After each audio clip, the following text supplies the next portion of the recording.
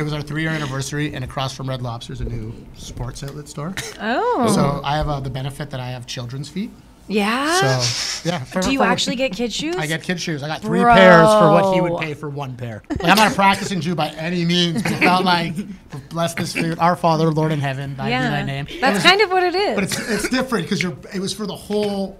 You were accepting that God or no God, there's a creator. Yeah. There's a creation. Yeah, there's a creation for sure. But I had to listen because at first I was like, what that's interesting. God or no God. Is this better for you? You were getting. Well, you weren't our Father. It was more you were of tuned like, in. Well, you guys in tune. That's why I was so happy to do this podcast. Dude, great I've never seen 2 people in tune this hard in my life. And it blows my goddamn mind. Bless you, bro. No, bless both of you. I'm so grateful. And welcome back to another. Welcome the disciplined stoners. The gateway drug to mindfulness. The disciplined stoners. We're not here to distract ourselves. The gateway drug to mindfulness. We're here to learn. We're here to grow.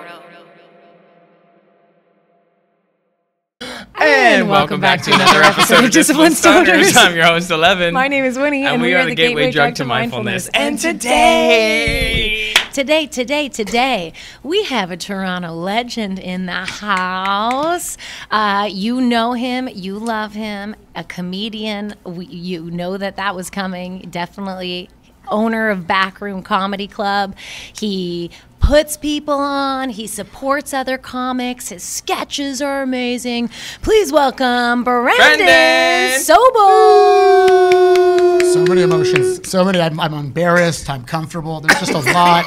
You guys are great. Did you guys practice that intro? Because that was in sync. The intro, yeah. 200 and I think you're 210, bro. Jesus Christ. 210 episodes. Yeah. What That's the fuck? nuts. 210 episodes? Holy That's shit. absolutely insane. That's crazy. Weeklies, man. Thank you You're for literally, gracing you us. could watch you guys every other week and cover a year, almost a year and a half. Yep. That's crazy. Yeah. 2 years. It's been That's nuts. what I'm saying. It's nuts. Dude, we were talking about it just before we started rolling. We blew so much load of like just catching up, but it will hopefully document some of it. But we're talking about how special this kind of energy, harmonious network of this kind of impact we're making with this roster going through Toronto right now.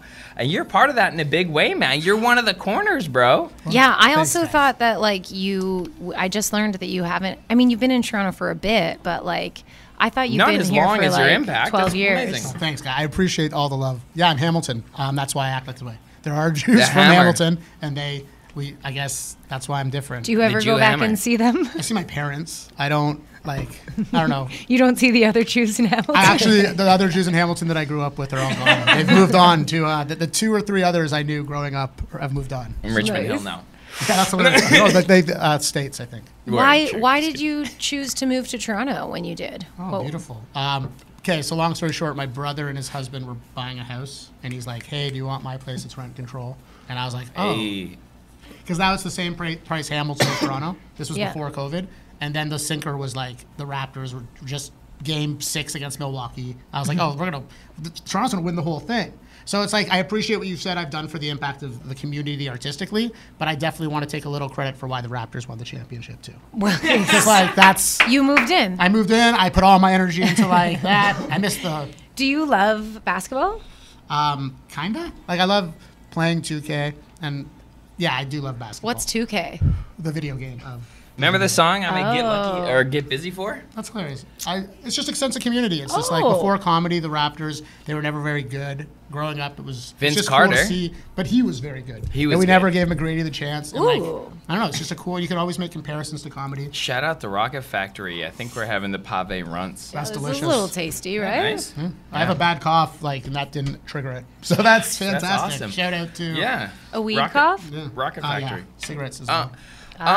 So yeah, dude, you something that really you have this energy, and like we were chatting before, and it's like I've been around the Comedy Store, and I know this vibe of like this ride or die comedian, and you have this world class energy about you that you know is as good as gold. Like it's having our own Joey, who's the big guy. Like we have our. I appreciate that. Yeah, and you can tell that you're a lifer and that you're locked in and that you're not afraid of the struggle and that you're not afraid to be out there barking and that you have mentees and you have partners, and you took on the burden of having a space. So can you just tell us a little bit about like what drives you and how it's been managing the space and the different characters that come around? Well, first off, you guys know this better than anyone else. Energy out, energy in. So it's like we mentioned the barking, and if you don't know what barking is, we are outside. I don't know if we're the only club that does it, but we are outside. We have he's not a co-op student anymore. We might. We're the only one that does it not during showtime, for sure. Yeah. But like that's our bread and butter. I come from a background of sales. I did credit card sales commission only back in Hamilton. So you know how to hustle. So I like, it's crazy to see that I've been able to teach it. That's the craziest part. That's actually a teachable, transferable skill. Okay, talk about that. How do you get someone to pursue and do acquisition? How do you fuel someone's fire? Well, it's like you said. It's first off, it's a different point in my life. Like I'm the later half of 30, so it's like when you say I'm all in, it's like, what are my other choices? You know, Same, it's not bro. like Same. That's how you got to do it. It's kind of like I don't know how to motivate a 19-year-old. I don't know how to motivate a 25-year-old. But like as like a guy who's going to be 40 in February, if I don't wake up and sell my tickets, I might have to go. Like we're at the point now where I don't need a real job again. But if I take my foot off the gas, yeah. Don't exactly. Stay ahead. So that's the motivation. Stay ahead. Don't get lazy. Stay caked up. But as you both know, it's like I'm not in any competition against anyone else but myself. Right. I want to be the best me. And you yesterday. So lucky for me that version's very funny. It comes with its own struggles of maybe not being taken serious. But like that's my gift, that I can be funny as long as I'm the best version of me. Yeah, we're not competing with spots. You know, like if you get back into comedy, we're not competing for spots. No. Everyone has their spots. Yeah. I'm just trying to be the best me. Yeah. So it's like what motivates me is just I like prosciutto. I like good weed. Prosciutto? I like paying my bills when I get the chance. Like, you know, that's nice. I like paying my bills too. Yeah. When you get the chance, you got such a light heart about it, bro. I wouldn't say like to pay my bills, but it's one of those things that it's just like, no, we're stay part with of that. society. No, it's good. No, but it's like you have to play the game. You have it. to know that there's a bigger purpose you have to serve. Like everyone has to serve someone. I'm fortunate that it's myself and my business partner. Exactly. But like we keep each other accountable. Okay, so when did this mindset start? Because it couldn't be all the time. Or how did you gain it even? Did you read this in a book, or you just felt the heat under your ass? So you just... We started doing shows after COVID. We were invited to... We found an outdoor venue, if you guys remember Cannabis Court. It was... Where was that? It's in Kensington Market. It's like an outdoor area, but it was like after COVID, they let us smoke weed, 130 seats, and we sold it out back to back. Yeah, baby. So from there, we got That's so nice. Yeah, baby. Vapor Central reached out, Free Play reached out. So how is that? Because we've been in the game selling like weed-friendly events. Do you find like you just tap in the community and tickets fly? Do you have to do those personalized message and invite people and tell them it's really special? I mean, I've been through so many phases and either booked for shows or produced my own shows and gotten such a different reaction from like ticket sales almost across the board, as each individual suite has its own type of demographic. How has that been for you, we got lucky because it was post-COVID. So when they let us outdoors, they were excited. And we were able to have like an outdoor venue. Got it. It was just, the world's different now. Now that weed's legal, like we're still weed friendly, but a big part of our brand switched. When we opened, we thought we were, or not even the club yet, when we were just Bubby's Boys doing these shows, we thought we were weed and we thought we were Jews. And then the hardcore Jews didn't support us because we eat bacon and lobster and don't have curls, you know? And then the stoners supported us, but the stoners only will support, do you know what I'm saying? Like, so much. Yeah. Like Mike Reed is coming this weekend, or I guess when this is done, last weekend or 3 weekends ago or whatever that is. But like the weed community, you can't smoke weed in the venue. No. So if you threw a Mike Reed weed smoking event, you'd probably sell out 48 hours. For sure. Exactly. But if you're going to do a Mike Reed non-weed smoking event,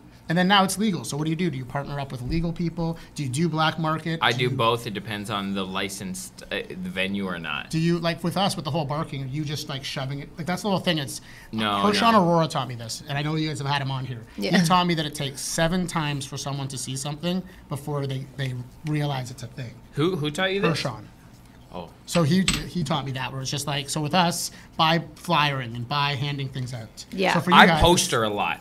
Okay. I poster a lot, and then people see it, and then they like post about it, and that generates buzz. Couldn't you just Harry Mack it and just go on the street with a camera? And I used to pay my rent with No, but couldn't you just like do that to like, not even busking, to just like funnel that to your show?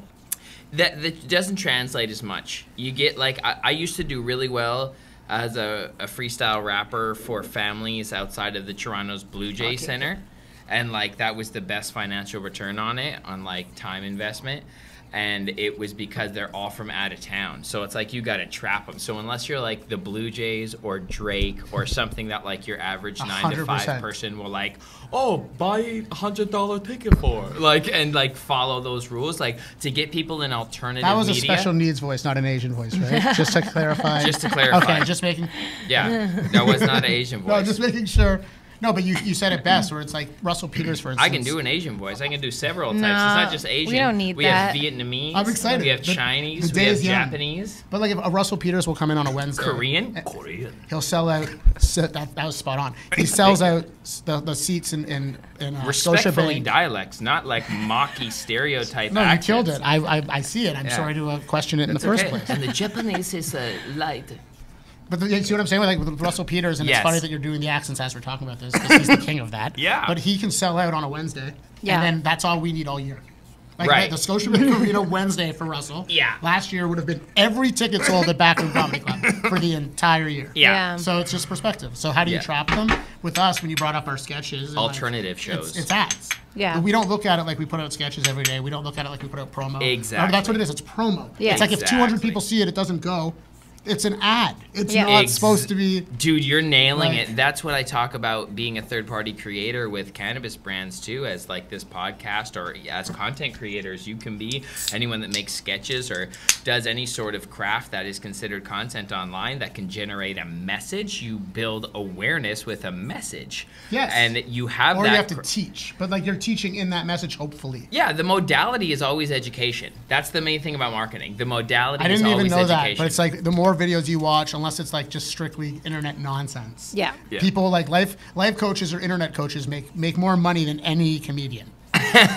Like, just listen, I don't know if that's actual fact, but in Canada probably. So when Yeah, did they you... can. Yeah, they can. Well, They the system's probably- broken, and I hate to be that one, but a lot of people will blame the producers. But as someone now who's owned a venue for almost 3 years, I was gonna say- comedians don't sell tickets. They don't care. They think that they're done their job. Bro, when we get comedians That's it. I'm on not a hating. show, I'm just saying, it's when like- we get comedians on a show, it's so funny. It's sometimes like pulling teeth trying to get these guys to Promote what share. they're up to. Like, just We've share. actually talked about like Incentives. incentives to pay them more if they post Like like you a guys. certain amount Like- of time. like, yeah, okay, like the people that so- we're Like hiring. Because you're producers as well as performers. So yeah, basically, You made it your art, your business. Yeah. That's why I was so thrilled to be here, because like a group of like-minded people can change their own world. Yes, So I'm sir. grateful right now. Fuck yeah. me too, man. I love Thanks, that. man. So just thank you So- both for getting it. Bless, bro. Yeah, no, you get it. So Yeah. I mean, and let's fucking talk about this then, because there's a little bit of an unsung hero is the show producer, because like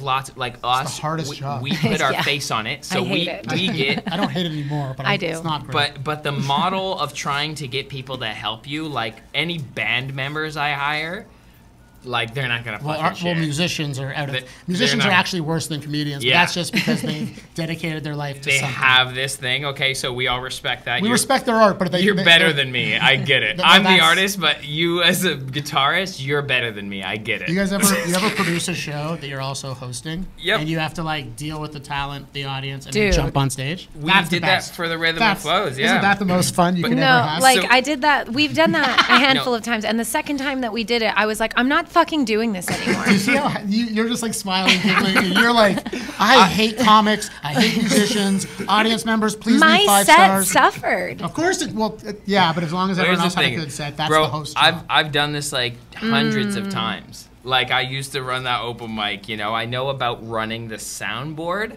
hosting the show, doing the door, managing my band. You know when people you invite to be your support become a liability on your time? It's not on purpose. I It's know they're just- not on purpose, but I'm going to stop doing what I'm doing and making sure the brands are happy so I can go buy you guys a beer. The beer's not good enough. They want real money, so they can spend it on beer, but it's on their terms. not on- They always get real money too. And let me talk about this cool thing that me and Winnie were talking about, like doing with our shows. So say we set like a flat rate for just like a feature comedian for like a 5-minute slot. We'll do like say $60.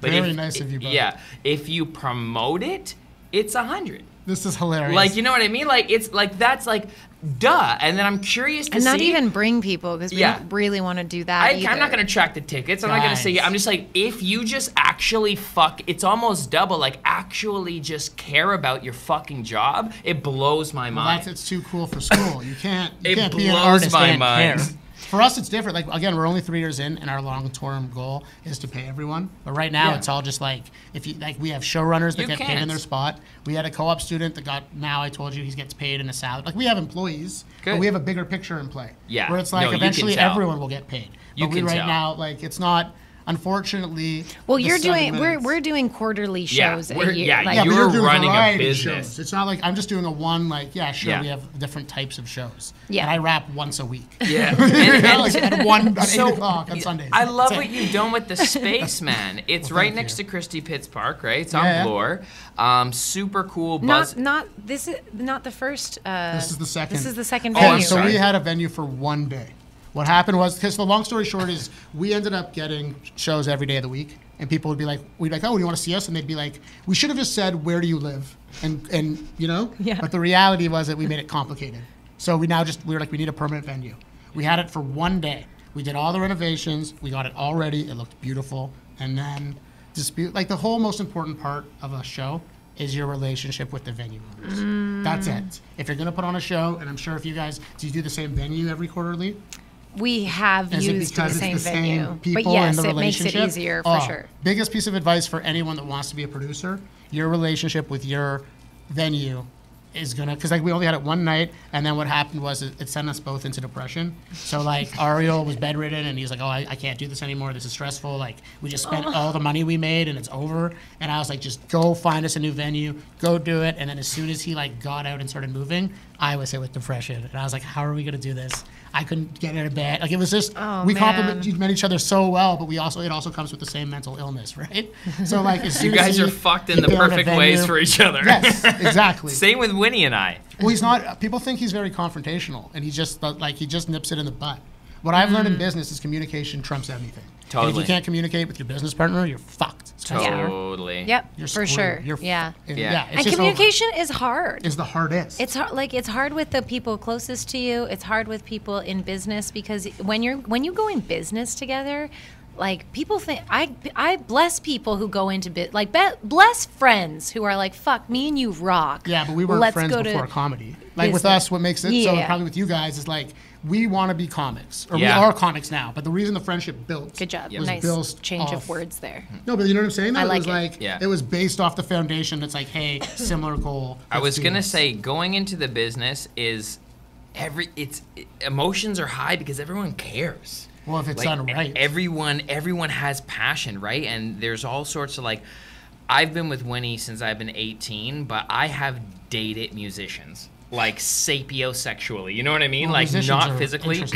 Well, but like I've had deep relationships, dude. We're fucking weird. Like it's crazy. Like I feel like I live in two hemispheres. Like I understand being a comic and I understand being a musician. But overall, I think it's all just being an artist and like wanting to be a storyteller. We're all just storytellers. Some people tell it with notes. Some people tell it with their film, with music, exactly, pictures. Yeah, we're all just kind of artists telling a story. Yeah, fucking porn. There's stories of porn art sometimes. Yeah, it's got to be art. Statues. Yeah, exactly. Statues of porn. This is now just a list of all sorts. So whatever weed that was, thank you for bringing the autism out in all of us. I like lists, and reason 1, very organized. 2, but it's like I can't even remember what I was saying. Well, no, we were just talking about you were talking about art in all forms, but the reality is like you guys are spiritual people and energy people. You know when you see like something in common or a synchronicity that's like, oh, that's more than a coincidence. Like if coincidences don't matter and they're just a step in the right direction. Ariel and I found out we were both premature. You know, I was 6 weeks premature. He was 3 months premature. Oh wow! I weighed 3 pounds 4 ounces. He weighed not even a pound. Tall boy for 3 months for less than a pound. Both of our dads dealt with coke addiction. Both of us are Jewish from non-Jewish places. So it's just there's just too much in common to not be like, let's try this. Yeah. What was the first meeting like? Well, it was just we hung out. We went to the corner. We were doing comedy at the corner. Like, nice. The corner's the best place. Like, shout out Backroom Comedy Club, but also shout out the Corner Comedy Club. Fuck yeah. Because without that place, it's like where I've met some of the best. I wouldn't even be doing comedy right now. Well, I probably would. but like it got me back in. We had the story before where it was like I went to buy weed off a comic that we all love, and he's like, "Do you want a set?" And I was hooked again. Yeah. And it took like that first laugh where I was like, "Oh my god!" Shout out our So you homie. had already been doing comedy in Hamilton. Yeah, I started. I started in 2012, and then in 2014 I got hit by a car. Bro. Yeah, I had to learn how to walk again. What? Yeah, I was hit by a Swiss LA delivery driver. It's funny now. Like how do you think I got to Toronto, guys? That's how this whole thing. You were premature and Hold then on, you got hit by a because car? somebody couldn't wait on their fucking chicken and potatoes. My man had to get smoked at It wasn't 14. even. Imagine like 2014, not Uber Eats, not Skip the Dishes. This was a delivery driver from the place. You're in your 20s? Specifically. I'm in my late 20s. Did you get the bag from that? Well, it got me started. Like it got me to get to Toronto. It got me to like. So you again, got I've been the working the whole settlement? time. It worked out. That's just like Oh, I have a great I'm lawyer. so glad. If anyone needs one, my brother's phenomenal. So Oh, It was your bro brother's fighting a for lawyer? you? systemic racism's real. My brother is a great lawyer. My sister's a great doctor. If you need your baby delivered or a lawyer, please reach out to not you. I've heard your bits. I'm not. And you're the youngest baby. I'm And the you're a youngest. comedian. And you have a lot of success above And you. your Well, brother is a yes. lawyer, and your sister is a doctor. God, the Yes. young kids always go rogue, eh? I'm the young one too. How many siblings do you have? I just have What one. do they do? He's a First of all, security did you see the manager. body language change instantly? Tell me about your brother. You just got so like, ugh.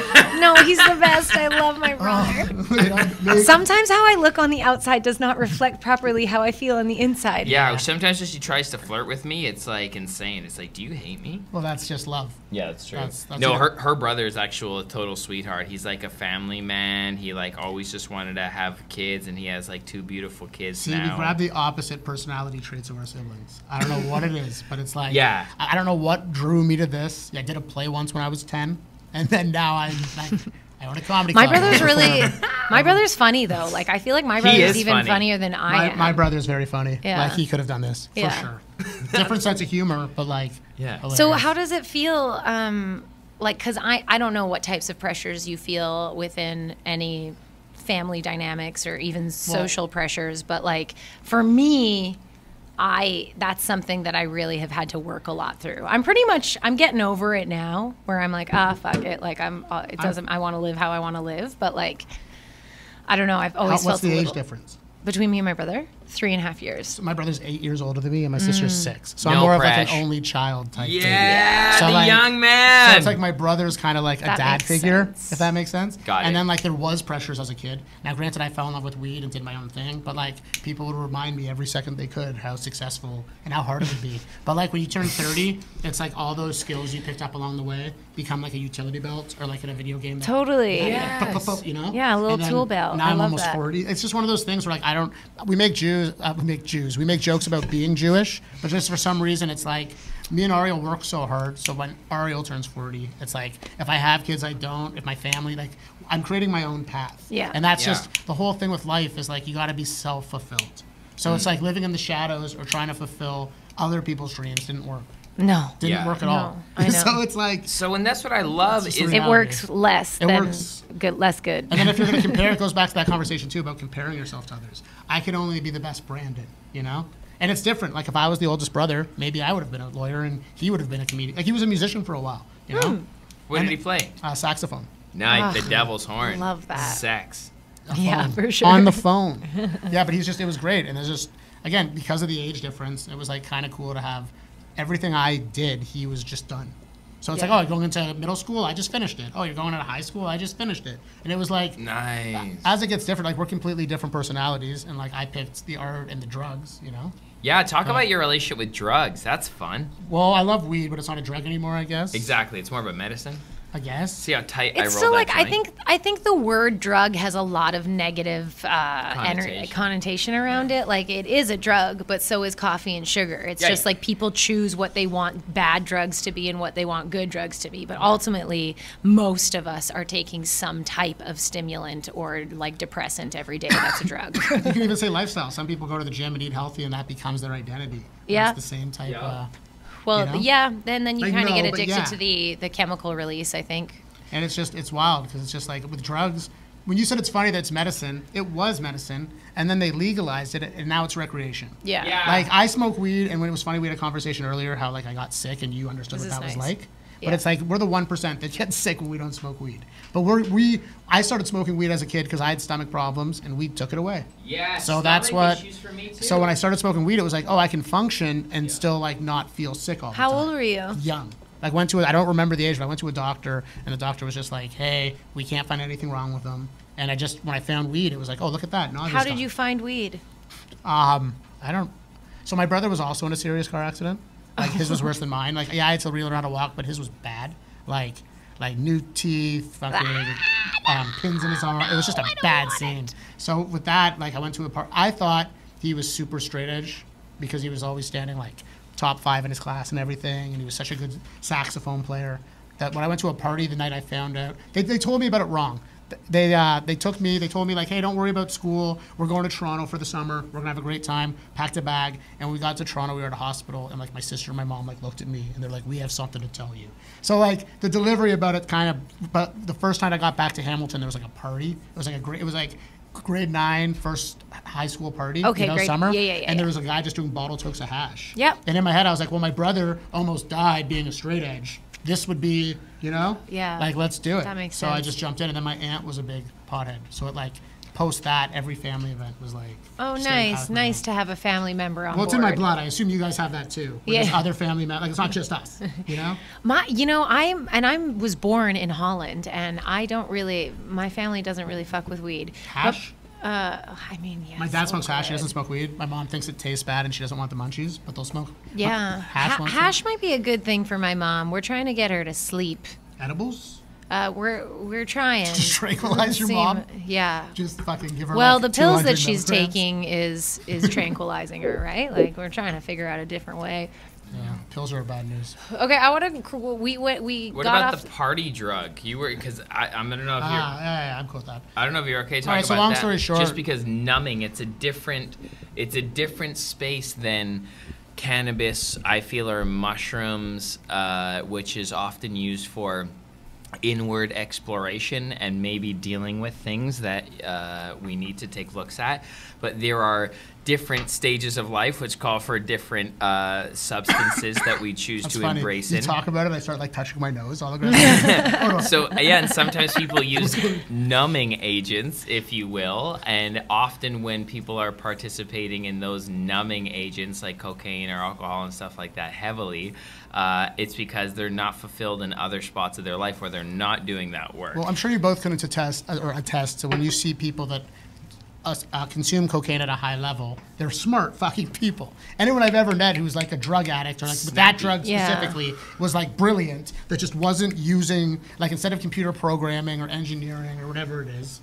So first experience with it was New Year's night when I was like 18. Oh! And like I came home and on my parents' bar, so when I say bar, it was like this big glass and bars behind, like bottles. There was just a white powder. Yeah. So I came home to grab my weed, saw it, like scooped my finger, went to my buddy's car and like did this just because you see it in the movies. Yeah. And my face went completely numb. I was like, oh shit, my parents are doing cocaine. And then my buddy was like, it's New Year's. Like, yeah, like when else would you do, like my buddy was just so cool. Like my buddy that didn't even smoke pot till we were like 19 was like, yeah, New Year's, man. Like, okay. Didn't think anything of it. Didn't even register it. And then like some shit happened to my family. Like dad got into it. Like I got lucky that got out of it. My sister gave him an ultimatum. You either, this is crazy. Like I don't care talking about it. I just feel bad. Like he doesn't have social media, but his friends probably do.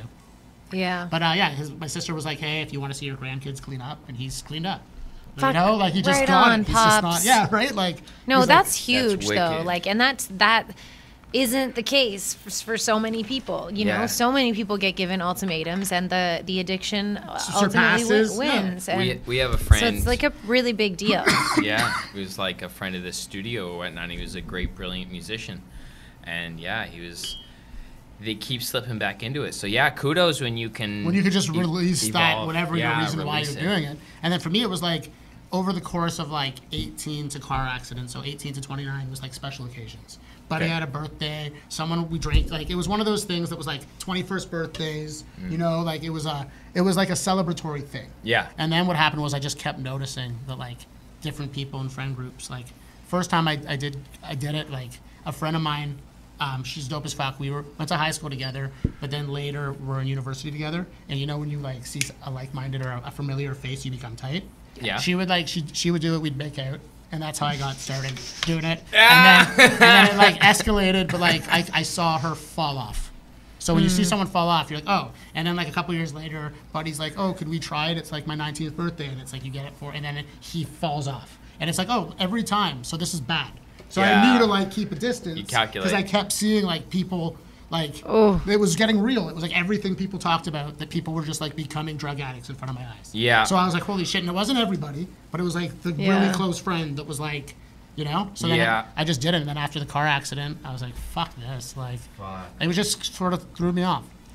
The car accident just like kind of broke me. Because what happened was, like, the car accident happened. I got back into school. By getting it back into school at that same time, weed legalized.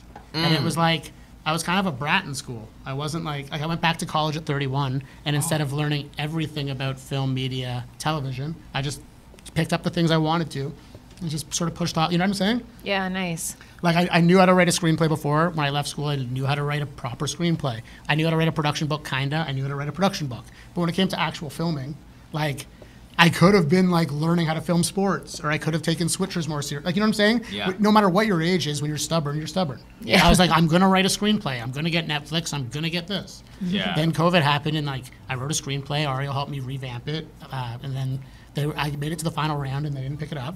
But like, it's just crazy the perspective of it. Where it's like from there, I was like, oh, what if I learned everything else? And now the reason the club and everything's so successful is because I'm now taking on roles I never took on. Okay, hold on.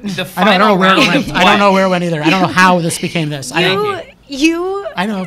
are in a final round of something of Netflix on your first script that you wrote. Well, I wrote the script over 10 years, and it was like Netflix had a submission, and I just didn't hear back until it was like they announced it. It was like I literally was waiting, and then like the day I got my email was the same day that they were like, we've selected.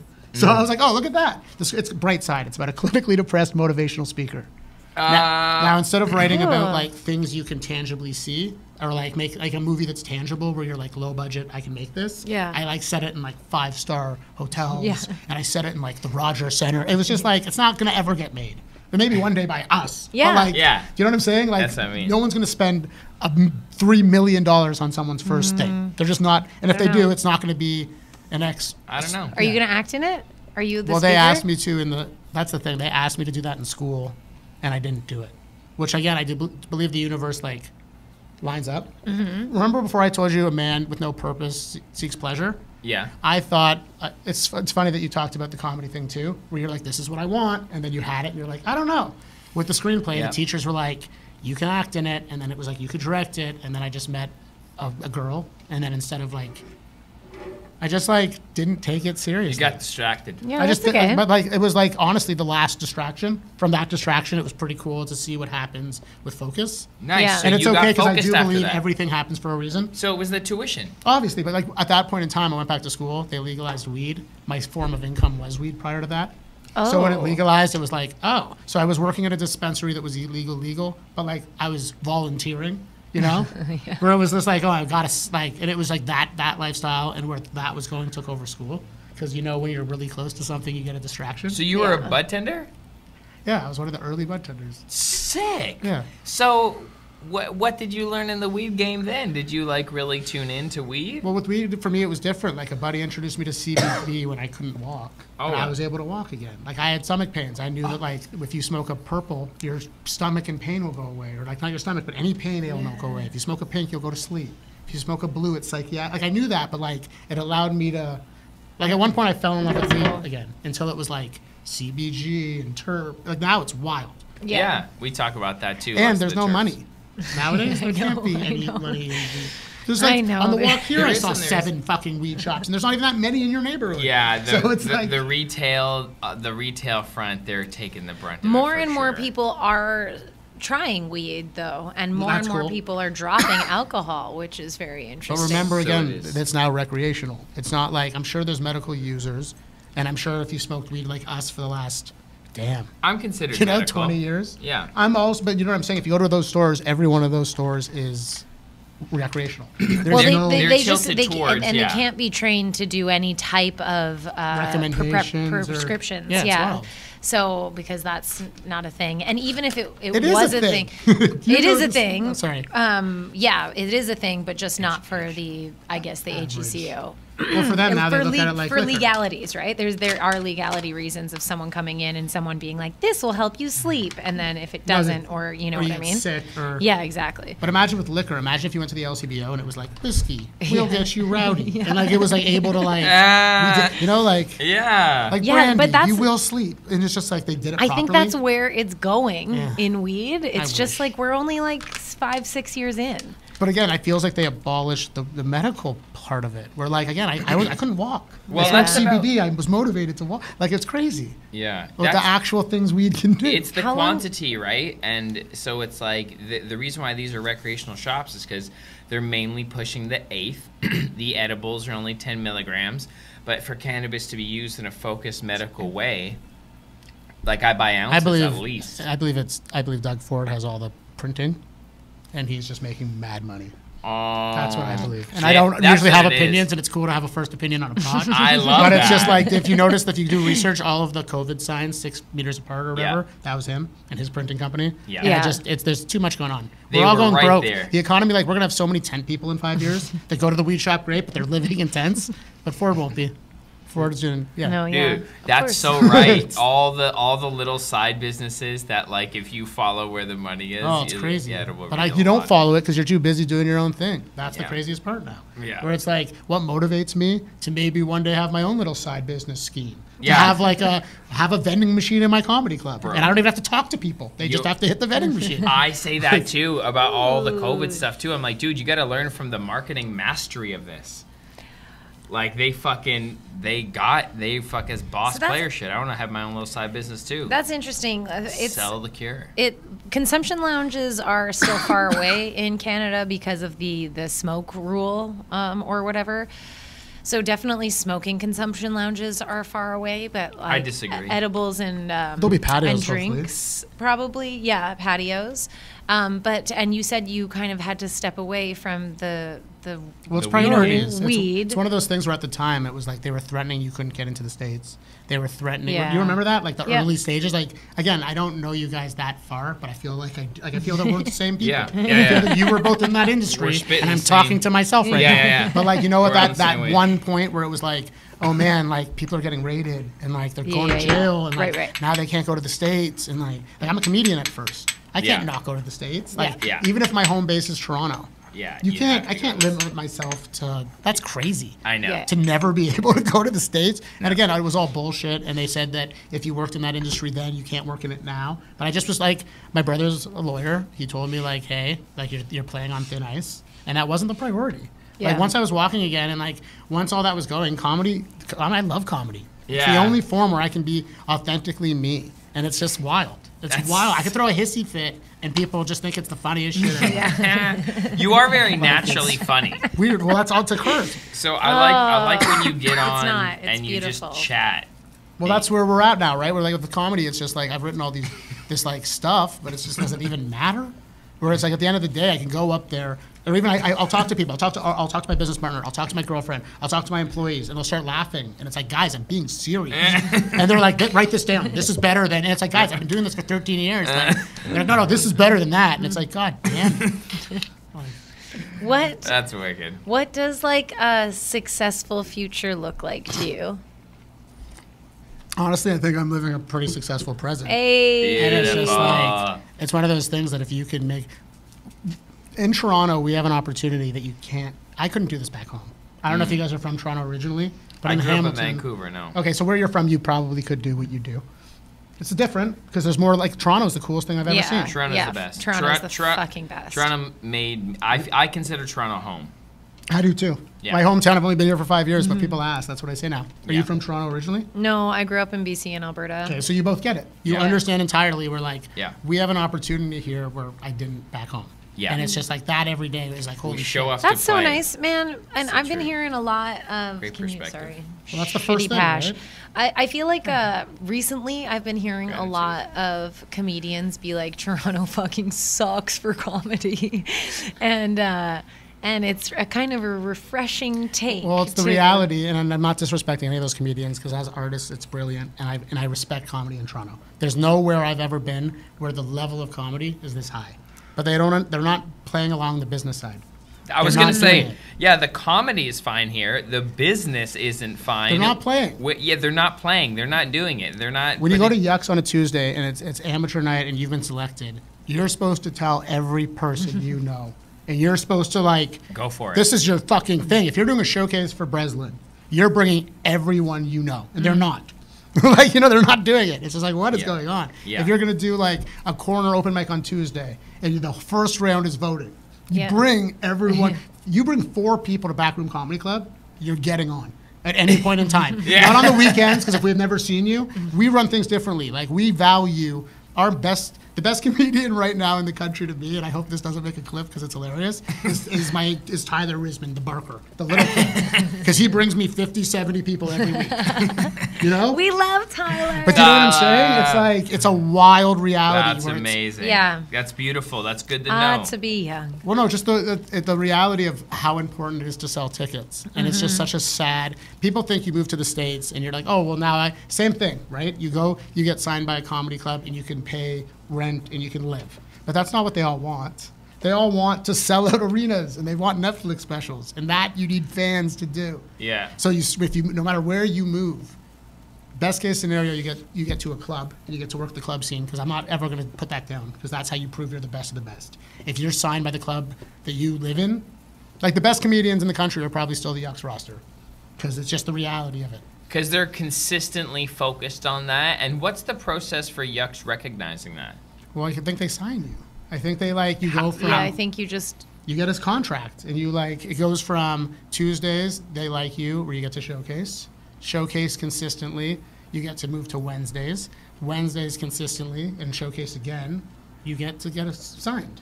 And that says get to get assigned. No, but that's hilarious. But it's like I don't know if it's not a certificate, but it's a working contract. Okay. But that being said, and it's like a salary. You get paid it. Well, it's not a salary. It's you get paid when you get booked to do shows. Nice. But the reality of it is like no matter, that's a great source of income. But if you want to actually live and pay your bills, and especially in Toronto, you need a fan base. Yeah. You need to either sell merch or have business cards or separate yourself. Yeah. You need people to leave and remember you. At what point in a comedy journey should one start pursuing that, do you think? Because, email it takes listings. years. Yeah. Okay, so one of my biggest regrets is when I started comedy, I had such a supportive people that would come to me after the shows, and instead of adding them to Facebook, because at the time that was the social media, but I would add other comics. So now it's I do stuff and I'm promoting my shit to other comics. Where it's if I just took only the fans, if I only, say you were a little kid now on TikTok or Instagram. Yeah. You get the comics you respect because you can always be learning. I have audience members that would watch me at the Kitsch open mic, write me on my Facebook page. But did you ever follow them or keep in touch? Okay, see, but I didn't know that back then. Back then I was I want the respect of the comics. I don't care about the audience. I get that though too. That's important. I definitely did that because you want to keep an eye on each other and you want to be inspired and there's just healthy athletic competition, that's from a brotherly thing. Mind. That's from someone who gets it. The reality of it is you hope they're giving you spots and you hope I want to work with you kind of. Yeah, but that's the thing. You're an enlightened human being that understands when you just worded it yes, but the reality of a person who's especially a comic, people think that if you have a good set, your life changes. That you have a really good applause break 14 times, you get off that stage and you're not still a sad loser. But you don't feel like one for a little while. Yeah, but until that set shouldn't define you. And I know I'm hard and I'm guilty, but those sets don't define you. I know, but they feel so good. I will say, holding on to that feeling and thirsting for that feeling again made me prepare even more, especially when I'm freestyling or something and the reaction I would get in ciphers. And then that's kind of the peer validation because everyone's kind of a rapper in the cypher, right? And then you're right, you switch to talking to an audience, and then you're this is a softer sell. Oh, 100%. This is easier. Well, no, you guys already like me. Yeah, but you want to toe the I'm so used to being that athletic kind of competitive that it's by the time I got to an audience, I was this is wonderful. Like, I'm so used to being the one white boy that has to prove himself in the cipher and go hard. And that's the hard edge reality. But then once, as to your guys' point, once you get that reaction, or I mean, counter your point, I think a little bit is like when you feel defined by that reaction you got, I allowed it to like pull my self-worth up. Okay, so but we're like, talking on stage, or are we talking off stage? Anywhere, anytime. You want the validation, sure, because that's why we all do it. Like, well, I looked at myself differently. Yes, of course. You were good? Like, you dunked a basketball? Like I dunked a basketball. Like, I felt like, oh, I could actually do something or give value to the world, or I felt valuable for once, because I've gotten fired from every job I ever had. I dropped out of high school. You know, I've never had a job. Like, it's like I got that.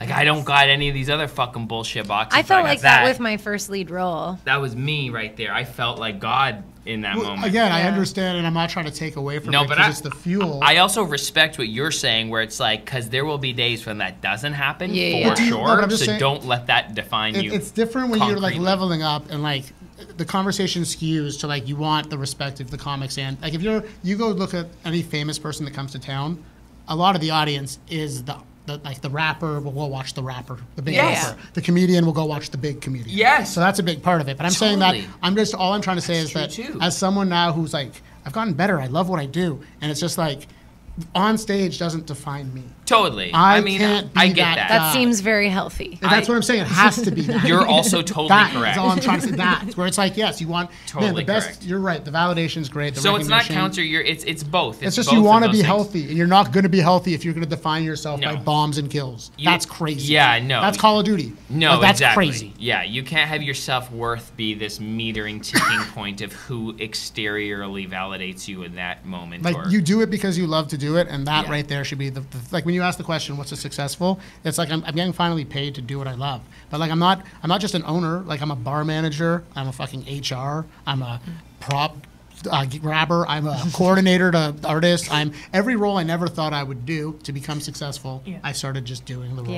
Yeah. You know, and that's just like, you've got to show up. Like, I don't even look at comedy anymore. I look at it like when I go on stage, it's just like going to the gym, which is a weird thing from a guy like me to say. But like, it's just routine now. It's like, oh, I'm going on set tonight. Like, it's not. That's so nice. It's not supposed to be anything else. It's not. That's the grit you got, bro. That's what I'm talking about. And that's when things started going great. Like, for so long, I had to trust the process. But now I get to enjoy the process. Yes. That's where I get, like, with at least my comedy.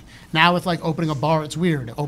Like, our content's cool because it's ads, but it's like, it's hard. Like, it's not hard per se, like waking up at 6:30 and having kids, or hard like need arm deep in a toilet. When we it's all not choose yours. our hard. But like for us, it's just like, holy shit! Like, it's all real. But to be going it's a 40 to 90 hour a week job. It's fun though, eh? It's the best. Yeah, it's my life. To care enough to want to do it. So well, that's the start. Can you walk me through the process of these ads? Is this we show up, we create the concept, and then we bring it to fruition that day, or you do have like a writing day? This is cool that you're saying this. Yeah, that's where we're at now, where it's like we have a schedule. So Mondays we meet, like we have a. So remember, we're doing a lot of things. Like, forget even being a comedian. My main jobs are the comedy club, and then with the comedy club, there's a team of people with it. So we have a manager, a videographer, like a social media person, and a co-op student that's now not a co-op, like a sales team. So we have to organize that. So what we do is every week we will have a call, a Zoom call, and we'll talk to everyone and catch up on everyone's week and set goals for the week and treat it like a business. Because energy out, energy in, right? So that happens, and then at the end of those, it's like, okay, let's bring in someone else and have a writing session. So then we can prepare. So by the time we meet up on Wednesday, or like, let's say the day we write is Monday and the day we film is Wednesday, we'll film Wednesday, but we're prepared now. Yeah. So it's like I have time to pick up props, or like. So the quality of the that's hilarious. the quality will get better because you're not flying by the seat of your pants. Yes. And you're going to save time by having prepped your concept. Well, where we're at now and where you're at, like where it goes when you become. Like, your job, it's all trial and error, and the older you get, you realize there's no such thing as like failure. You're just experiencing, and you got to learn from it, or you're going to keep doing it. Yeah. So with that, it's just like you've seen our new content. We've not only now cut them down so they're short. So every week we still have 2 original pieces. We now have like staple things. So you'll see, like, every week you'll see a tip. You know? Yeah. So every week you'll see, it's not out yet, but you'll see a business advice thing. Every week you'll see, you see that Huck Tua video today? Yeah, I It's did. like every week you'll see, so with that, it's like now, one of my dreams was to run a TV schedule for things, like just like programming or a station. And because of where we're at, not only is my comedy like where I like it, I get to do that with social media. So I have, and we're starting long form. Like we did the new show Feedback. And it's like we filmed it. We're gonna cut it, have clips, and like we wanna. We're gonna have on our YouTube channel some long form stuff too. Dude, So that's it's Do you just have like it's a? crazy. Do you? Yeah. Is that a single angle for? For this that one, you but got? well, no, because we have the ones in the club too. So we have like 3 cameras going. Shit. Wild, eh? Are you editing? For this one, I think I am editing. Yeah. Oh man. I was gonna ask that. What are you Bro, editing you're on? killing Looks it. I good. don't edit on anything. Shout out Max Sheldrick. Max Sheldrick does all of that right now. Man. was Shout last out. week's he's, guest. He's phenomenal. Honestly, dream come true. Not only is it nice to work with a technical, same thing as Ariel. You find a group of people. He's such a sweet dude. But it's like me and Max didn't become friends because we became friends. It's like he has goals and he's a very good comic. Yeah. And like Very good. it's cool to make friends. You can't. If I had a friend from childhood and it was like let's open a comedy club and hire other friends from childhood to film it into social media, That's it would basically what fail. Is that what you feel? I would totally, if I was the only one that liked comedy and they were all just feeding off me like I was Bieber, that's not going to work. No. Unless they all love their individual Everyone roles. has to be ships going forward. Yes, everyone has to have the same goal. Now, granted, with comedy, it's all personal. You align but with like, other people. Even how I met Rob, I used to perform with his son, and he was a photographer in the scene. Is this Rob's And like, house? yeah, and he lives Nice in house. the studio. Yeah, get in here, No, Rob. this is, yeah, say what's up. This is Rob Sachs, the Meta Milky Way, our man. Our executive producer Is of the Rob show. promoting anything? I mean, this is an art gallery Well, when cool. it's not a This is the podcast Meta Milky studio. Way. Well, it's a beautiful No, place. take that. People Isn't should it? totally come in here and Yeah, check this yeah. out. Thank you. I feel at home, but I also feel in like a good. Well, you guys are also great energy. bro. So I guess wherever. You too, bro. It's bouncing off you, man. Well, it's just it's Got yeah. the love all around Yeah, you. but you guys, again, you get it. It's like energy in, energy out. So when you ask, do I have a schedule? It's like, yeah, my job's a job now. But Yeah. it's like, it's great. Yeah. It's So like fun. I'm hitting But- checklists off. I didn't even know I had these goals. And like a lot of it happens when you're like, this is what I want to do. And you set the goal. You know what's cool too is like measuring back. the people that you are attracting as you move forward too. Like you got a Max. You know, like I got Bongoon Kim. You know Bongoon? He's our social media guy. so you got all these people Just that are learned like that his name is Bongoon. Yeah. The artist formerly known as Edward. Yeah, no, that's Bongoon. It's like hitting a Definitely bomb. introed him Bongun Yeah, but 3 you- times You live probably. and you learn. do I know this guy? Yeah. He's a You very would know funny him. Korean guy. A very funny Korean guy. And I've seen him around probably, sure. eh? Yeah. He's so funny. That's, Oh my is And that, he's- is that the so one he's very dry kind of? Oh no, he does videos with Andrew And Noir. yeah. Noir? Yes. Noir.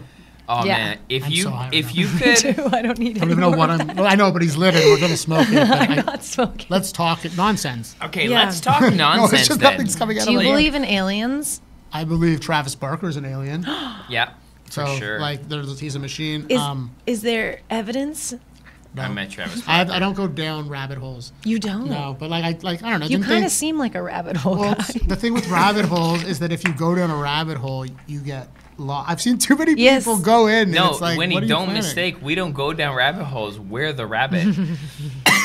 Yeah, so you go down the hole, I buddy. agree. People No, come but- behind after our idea check. rips an idea, and that's what happens. Here, let's have some fun. Netflix says, Brandon, you're gonna make a motherfucking series, and it's like your own Happy Madison, and you get to take comics from Toronto and like write a screenplay Oh, bro, about we're- a show we're and not- like cast them. Who's going in it? What's the immediate Okay. story inspiration? How Give much us do you the guys pitch. do you guys watch Unlimited Netflix? budget. Do you guys watch all the show Wrestlers? You ever see Last Chance U? Have you guys seen these shows? No. Okay, so these shows are like, The Office, but as a joke. Yeah. You know the real, like if it was a real show. Yeah. Imagine that, okay? And then imagine what we're already doing. Have you been at the back room? Yeah. Have you seen the fights and the screaming at each other? You just talk. It's just literally you hire everyone to be themselves, and do you have just It hang is- out for like a half No. hour? That's what I'm saying. You Following can hang the out- Toronto comedy scene actually though, like, is a documentary. Like right now in time, like It's someone should special. be We could going go, around. Okay, because any night of the week we could go comedy bar T.O. on Bloor, And then we could go Us, back also on Blur. back from comedy on You can Blur. hit the lab, Just also down the on street. Blur. It's a Oh, lab. yeah, nice. Also on Blur. College. I don't think there's anything. Well, you can hit free times, but Free that's time. not a comedy Except club that all the time. But through Kensington, there's some shit. well, yeah, there's just now the and cool thing again. with comedy, but also It's- not cool. You can go and then you go back room and then you go It's wild, all of it. wherever Puff Mama's I've doing been thinking her about dispensary producing show. a little intimate one Just do it here. right here. This is the beautiful place. Right?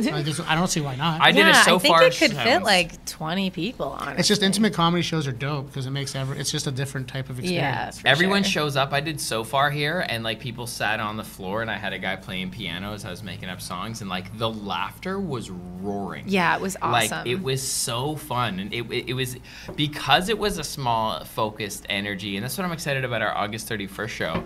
Is like people really buy into it because you got to, because it's awkward if you don't.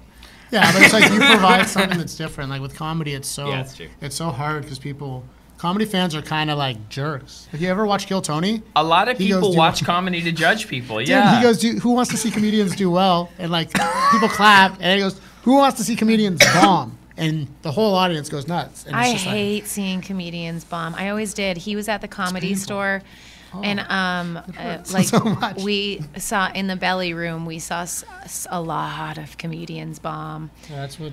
and And you're like, I'm going to try this. and the whole time, fuck no. I You're never like, thought this I was is- going to be a comedian back then, until the COVID. reason why I follow her to Really? all the Yeah. shows and I support her is because when I was doing stand up and she's like, I couldn't imagine getting up there. She used to say that. Yeah. She used to still Do you have come with footage me of to that? all my. You should Yeah. have footage of that, and then that should be your special. Like that should be the intro. Like, I have the picture of you with me the first night in the belly room where you're like sitting in the audience. Yeah, and that's that- cool. What made you decide to just? I don't know. I guess COVID changed lives, eh? Yeah, I started comedy in 2018. That's wild. You're very good. And For someone, like, I'm sure you can back this up because, like, I know it's your partner, but like, like you've been doing about 5 years, 6 years. well, I only did it Less. for 8 months in 2018. It's all just. She's only 2 years in. It's guys. Think And of it like so, going no, to I'm, the gym. I'm 2.5 That's all years it is. in. You're very good in, at stand-up comedy. No, I appreciate that, and Thank you. I That's validate very that as well kind. because I'm like, yo, fuck you a little bit. Like I didn't do stand spoken. I have 10 shit. years of performance behind me, Yeah, so so I that think helps. that's helpful. 100%. But like, Are you a character or are you yourself on stage? I think I might be a little bit of a character. Is it an amped up you or is yes, it a character? It's an amped up No, me. it's amped up you. Yeah. Because when I saw you It's an guys extreme perform, me. and when you were talking about babies, and you were like, again, it wasn't like what 12, 15 people. I said I wasn't gonna smoke this. And you just like, I know I was gonna call you out there. But you just like it was just so funny to watch. It was just you could tell it's like it definitely comes from yeah. like your jokes are real. No, Yeah, they. she's But talking then- about So real I, shit. when I started 2.5 years ago consistently, it wasn't real. I was just making up shit that I thought was funny, and it was not good. Oh my 'Cause the audience can God. smell it. And that's also what I wanted to ask you. I brought They 16 people to my first show, and I blew my fucking load in my first 8 months of comedy. No one knows that when they do that. They don't Well, realize what they're doing. I They think know. they like. But like I also am in a position now where like inviting people, I really have to like work my networks. Like you have Well, to invite for- people to okay. shows because I can't double dip So too a lot much. of people that will support you, and this is the sad reality, is not going to be your friends and family. Yeah. Just the reality of it Ugh, all. I It's know. like you Yeah, have yeah, to get. for sure. Like for instance, we had to Gotta get get outside of it. I had to get like 850 YouTube subscribers or like 900 before I could reach out to people, or even like 950 to be like, guys, I'm 50 away from 1,000. Can I get some love? And I had to like do that then. Yeah, mean your because friends follows? to your friends. On YouTube, like subscribers. Oh, okay. We hit like a certain number where I was like, okay, people will respect this and actually help. Oh, You know what I'm saying? Where it's like your friends and family, first of all, like, I don't know, like, it's not that people want you to fail. No, people don't want to see you surpass them. And then it's just It's gets uncomfortable. crazy. It's It just gets uncomfortable for uncomfortable. everyone. You change your dynamic with people. They change the way that they view you. It's a whole thing. It's for sure. Especially if you pick life of an artist. It's just most people won't understand that because, like, without. Okay, I'm going to be completely transparent. You have to be a spoiled brat to pursue arts. And it's I just know. the reality. You have Totally. to be selfish. And, like, most artists don't make it till we're dead. Yeah. So it's like all of it's crazy. Yeah. Where it's just like you have to have the luxury to make art. Sorry, I'm going to take that back. You have to have the luxury to make your art good. And that Yeah. takes so much time. Yeah. And to only do that, you have to be carefree and not actually care about anything else. And no one's ever going to get that lives on this planet that doesn't get that. What we've been Yeah. talking about lately, really moving in faith. and like having to trust your vision, and that the higher outcome and the universe will basically like meet you. And again, you were talking about like friends and evolving, and I've had this conversation with younger musicians about like even like changing their handle. Like, why is that your government name? Make that you music and your artist name. And then he's like, yeah, no, but this is my personal thing. I'm like, if you're on social media personally, you shouldn't be if you also want to be a musician. Like, make this your main focus. So now I've become a little bit preachy, because the people around me, like, you know, when it comes to selling tickets or like getting people to view your content, I'm like, most people who I think I interact with now are either like rooting me on or also other winners.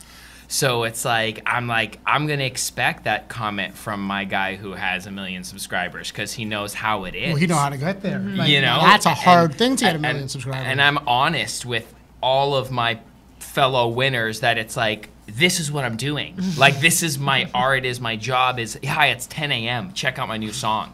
Like, you know what I mean? Like, I'm barking constantly. That's the game, though. That's the life you pick. And it's fun, you bark until people don't. Fun.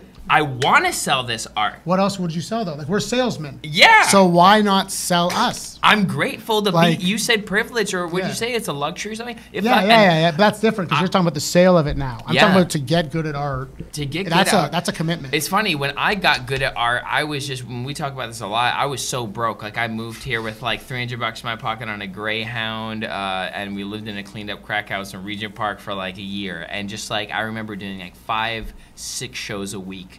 And just like all for free. We'd be lucky if we got a That's beer. what I'm saying, though. That's like, the luxury. That, Everyone else is like, you're crazy. Luxury. Everyone else is like, you're luxury. nuts. Why are you doing that? Why are you there? Yes. Like, you know, that Conor McGregor and like, and what's going on? And going. Like, no one else is, like, I say luxury because it's just like. I agree. I wanted to. You know what you want to do. It looks like struggle sometimes. It is struggle. It's a luxury. It's not. Everyone's like, oh, you guys did it. Oh, look at you overnight. It's like this. I've been doing comedy for 13 years. But you look at it as a luxury, and I feel that too. I'm finally paying my bills with like, it's not even that. It's the club. Like, what do you? And it will generate more abundance, I think, because when you hold steady, when you're like patient, and you allow more manifestations to magnetize. I was talking about this. Well, you also know your self-worth. You're putting a price tag on you. You know your value. Because you have a pillar. You've stood on it. This podcast has helped me with that.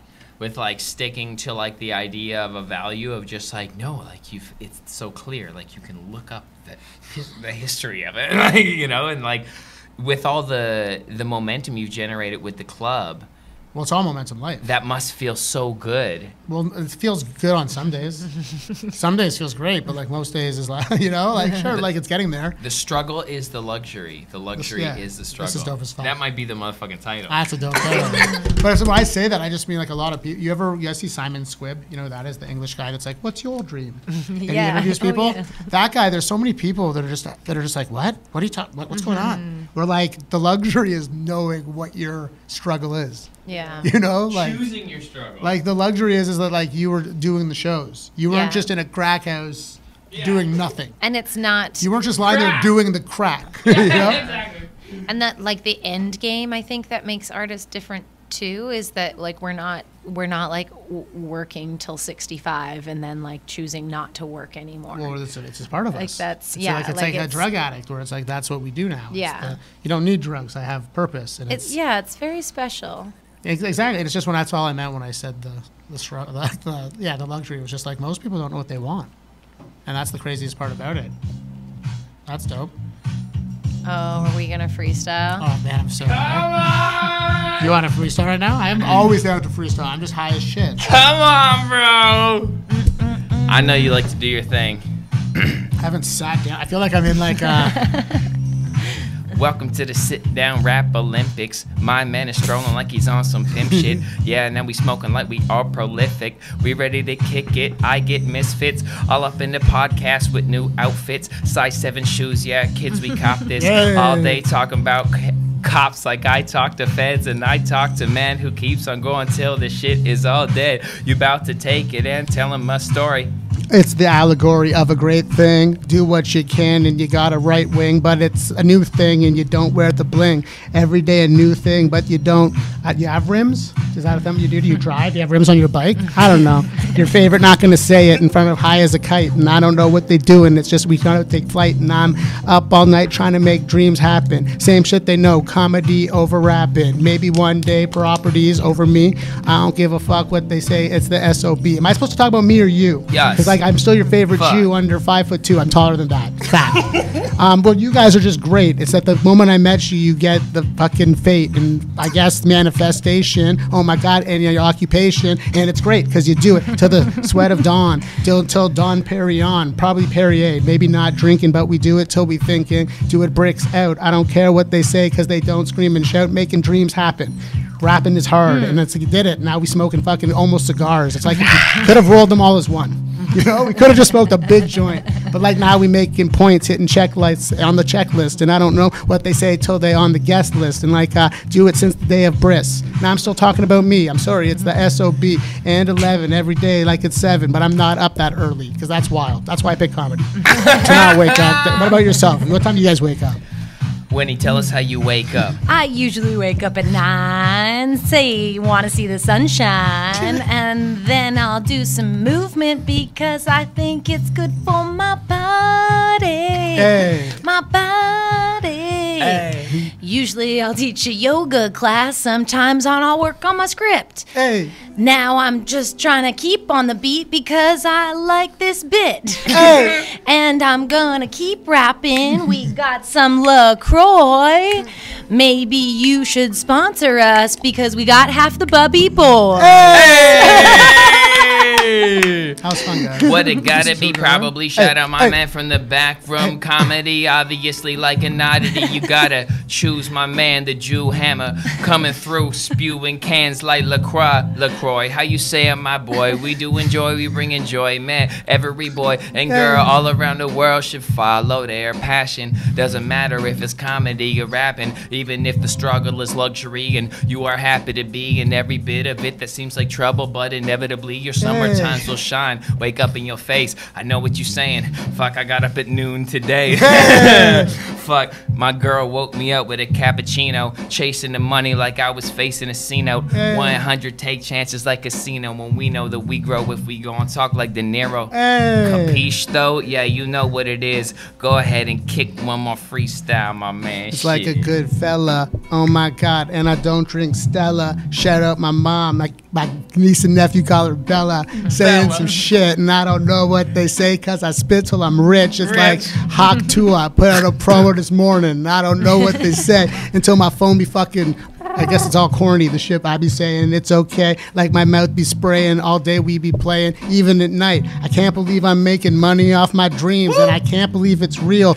Someone pinched me, it's like, I don't know my feels, but it feels fucking good, and now I gotta work on my mental health for everyone else around me, basically. I have a short fuse, and I snap on my friends and colleagues way too much. But thank you guys. I guess we can keep going. Oh my God. At least it's not snowing up my nose anymore because I got dreams now. And it's okay because I do it every day. I'm not trying to preach, but like Tony Robbins, I'm like the little goblin, like Green Goblin. Oh my God. It's like Batman and Robin, but we're both Batman, you know? Oh my God. Don't do blow. But like Johnny Depp's still cool. Oh, keeping it cool after school, but I don't do it. Almost 40. Oh my God. I'm still corny. But thanks for having me. And I'm still Air Force One, size 7. What? No tax on shoes. Favorite Jews. What it do? Up past noon. Actually, I was up early. I got a fresh cut. I didn't get the shoes before, but I got a haircut. I wanted to look fresh. Oh my, you look great. You guys look great. Do you have a barber? No. I have a hairdresser. There's like a Magic Cuts near my place. Nice. And she's just like, I went there when I would go to when I was working at PC. It was just right there, and it was by my house. Yeah. And just shout out, same hairdresser, 5 years. Don't know if she knows my name. Well, what's the price difference between 5 years ago and now for a haircut? Well, it's everything, the whole world. That's funny you asked that. It's just, so you noticed it too, eh? Well, everything's nuts. I noticed it today because I bought a wrap that I know for a fact in 2021 I bought at Metro for $3.99. And I bought it today. Nice. I bought it today for $7. Oh. Well, guys, the best part about being an artist, and I like the cool thing about owning a venue, is you get to, I guess, contribute to the madness. And it's not like, you still got to keep it fair. But even that, like, how cool would it be to become like a real estate agent and then charge real rent prices? Or just like own a building and then be like, hey guys, a bunch of people could pay normal rent and we can just coexist. I don't know, maybe one day. That sounds nice. That'd be nice. I think there is some rent controlled programs. It's all Down by crazy. the Esplanade, right? Some lower income programs around the city, which are good, but you have to sign up for them, and then sometimes they take years to like get you. Just start up. Yeah. The haircut, the haircut's always still like, again, I choose to go to like the lady, I was over to a barber in Toronto, and probably the barber, I'd feel fresher, it'd be great, but it's like a $31, like with tip, it's like a $36, like I give her like $5, you know? Seems Don't have to pretty decent. You know? So Yeah. it's like with that, I don't mind. What's up, talking haircuts, shout out Magic Cuts. Get your haircut, shout out, I don't know her name, if I say it, it's gonna come out racist. Anything I say, it's gonna come out not right, because it's not her name, and it's gonna be insensitive. So perfect. Well, that's what it would have been. The whole world's crazy. But again, to live in Toronto, like, it's nuts to like be part of it. To not look at it from the side of like, man, the world's real fucked. To be like, oh my god, like if this is what a drink costs, like how do I, like if I get $1 off each drink and there's like 300 people that come through this weekend, you know, it's like, wow, that adds up. And then it's like all week long. So it's like, I'm not saying capitalism's the right way. It's just that's the world we live in. For sure. And it's like I don't know. Make your money. We aren't Well, no, try it, capitalism but haters. We're not capitalism haters. We've been accused of being capitalists ourselves. I'm lucky to be a capitalist. I could be robbing He you. gets it. He understands. I could be in the parking lot with a knife after you get your groceries. But like everything in theory Fuck sounds you. You're lucky I'm on this side of the motherfucking invoice. like communism I'll on pull up paper. you. Communism on paper sounds the best, but we all know absolute power corrupts absolutely. So that's not going to ever happen. And then it's just like capitalism is what it is. If the three of us could somehow now, this podcast changes that. Yes! And we're the dictators and or whatever they want. But like the reality of it is you either play or live in a tent, I guess. Yeah. That's where we're at now. Yeah, I don't think we'll see a huge shift in our systems in our lifetime. You just said a sub went up from $2.99 to $7, and It wasn't even a sub. It's like a little- It's a wrap. It's a quinoa. The cost is cranberry. 50 cents. The cost is 50 no, cents. but it's not, because if you try to buy the groceries, they're going to rip you off there too. So that's why they do the self-checkout, because they're like, if you can't really afford inflation, just do one for me, one for you. I have a theory behind that too. My theory is that because of COVID and all the office buildings and all of the people that made money off like space has now died. Yeah. All those people have money in grocery stores, and that's why that's all jacked. They're like, oh, it's the economy, but it's like you got to still feed those rich people. You ever steal stuff? That's a good question. I asked my girlfriend about it. I have a hard time about it. Like I'm better now with being like, oh, I'm probably already going to hell, and like they're stealing from me. But I don't like. I try not to. I'll try to keep it fair unless something's like, what the fuck. Yeah. But like where A I'm at, $17 cauliflower. like I can't really like. I've taken stuff before. I don't know if I'd consider it stealing. It's weird now because it's like I used to work for PC. I have my optimum points. And Yeah. like the things I would steal, I get deals on because it's like, oh, look at that. If I pay the extra $1, I'll get 2 back long. I don't know. I'm just talking shit. It's just you guys got me high for these real questions. Do I steal? Like I don't try to. Yeah. You know? When I do a self-checkout, I don't do it anymore because I listened to this really nice Jim Rome piece. It was like, you mustn't steal because then you don't believe there's enough. Well, it's something. And so like there's in prosperity consciousness. Well, but then definitely. Also, I get a bit of a thrill out Rolling of it. another, Well, eh? yeah. I think it's the I'm fucking high. We all really high. I think it's the whole thing with stealing is I think it's like if I steal from them, I'm going to get stolen from. I'm a big believer in that. Yeah, I I'm kind a of big believer in you you get treat what you people are. how You get what you are. So for me, it's like I have a weird So thing then with for that. me, like, okay, say if like you're going, there's like usually a coconut water is like $2.99 or $3.29 like a piece, but then they're supposed to be like 2 for $4, 2 for $5, and you bring it to the self checkout, and the deal doesn't go through, and they're busy, and it's like, oh fuck it, I'll just ring one through this one time and take the other. Well, no, because when you bring it through, it activates the other. Yeah, I know, and then I did. Oh, and you're then saying it just didn't didn't? do that. And it's all we shouldn't be self-checking out there. That's what I'm saying. Doesn't make sense. At this agree. point, I'm working, so I want a discount. Well, no, it's just like I it just want a makes fucking it staff honestly discount. it doesn't make sense in my world where what's going on there at all. Where it's just like, come on, that's They must be losing more money than if they were to just pay people. You remember that promotion they had about steal from Loblaws Day? Yeah. How many people do you guys think? Like, I don't have the figures. Probably. Everyone. But like that's crazy. They would definitely. If you go to I Loblaws think 5% since then, of people didn't. Well, it's better now. It's like the prices at Loblaws weren't terrible last time I went. Good, because they fucking figured it out. They heard the people, though. It's crazy. I You know. guess. Well, they had, I don't know. Are you sure? There's an omission or. Well, people stop Maybe going to you the just store. think that the big prices aren't. You're just used to your big prices. Well, again, I don't have right This now. will require further research. Where I'm at now is like I like grocery shopping. I enjoy it. Like if I get a chance, I'll go with that. Like I like it's one of my favorite so things. sweet. I love grocery shopping. It's like a hobby. It's not a hobby. You can't say that. But like No, I love look it. forward to Do grocery. you ever Like, go to St. Lawrence Market? when I moved to Toronto, I was working at Queens Key Loblaws. So it's like, dude, St. Lawrence Market's delicious. How I love you that doing shit. for things? Do I you love need another market. drink? Do you need some water? I would love some water. Yeah. Thank you for that. I would also take a paper towel to wipe my sweaty brow, if that's an option. No, food is great. So it's like I you look enjoy forward to cooking? grocery. I love cooking. It's just I don't have the time now to do that. Oh, yeah? 'Cause What with do the you club, eat? it's like- You got some options Oh, at the man. place, right? Well, that's pretty cool with all the food at where we live. Like we're not where we live, where the club is. I know, but it feels like you live there, kind of. Oh my God, You have a it's lot of crazy. options, right? It's on Bloor. Yeah, it's on Bloor. There's a Latin World directly across the street. Oh, Latin World. That's where I got that salsa. I got some salsa. There's also a good massage place right across the street. That's what I've been told. That's a hilarious sentence. Yeah. All the There's a comedians Latin think it's a World. rub and tug. So for you to be like, it's a. We went there. No, it's hilarious. yeah, I though. know. It's so nice in there. And Really? They have good prices on tacos. She's. That's very funny how that worked out. We were talking about The massage, massage place. And I they heard have a good rumor- prices on tacos. I heard a rumor that it was like an illegal place, and then you're just like, they have a great deal on. Tacos Wait. on a metaphor Yeah. for vagina. Yeah, that's thought right. we- For sure. For sure. That's so funny. I thought we were talking about the. I hear it's a salsa rub and place. tug. Yeah, great deal on tacos. Yeah. So remember that great Latin place I went into and got that salsa that we really needed that sparked up those tacos? The girl in there was so sweet. Sparked up this. Nice. Yeah. So you guys cook as well. I cook What's a your lot. go-to?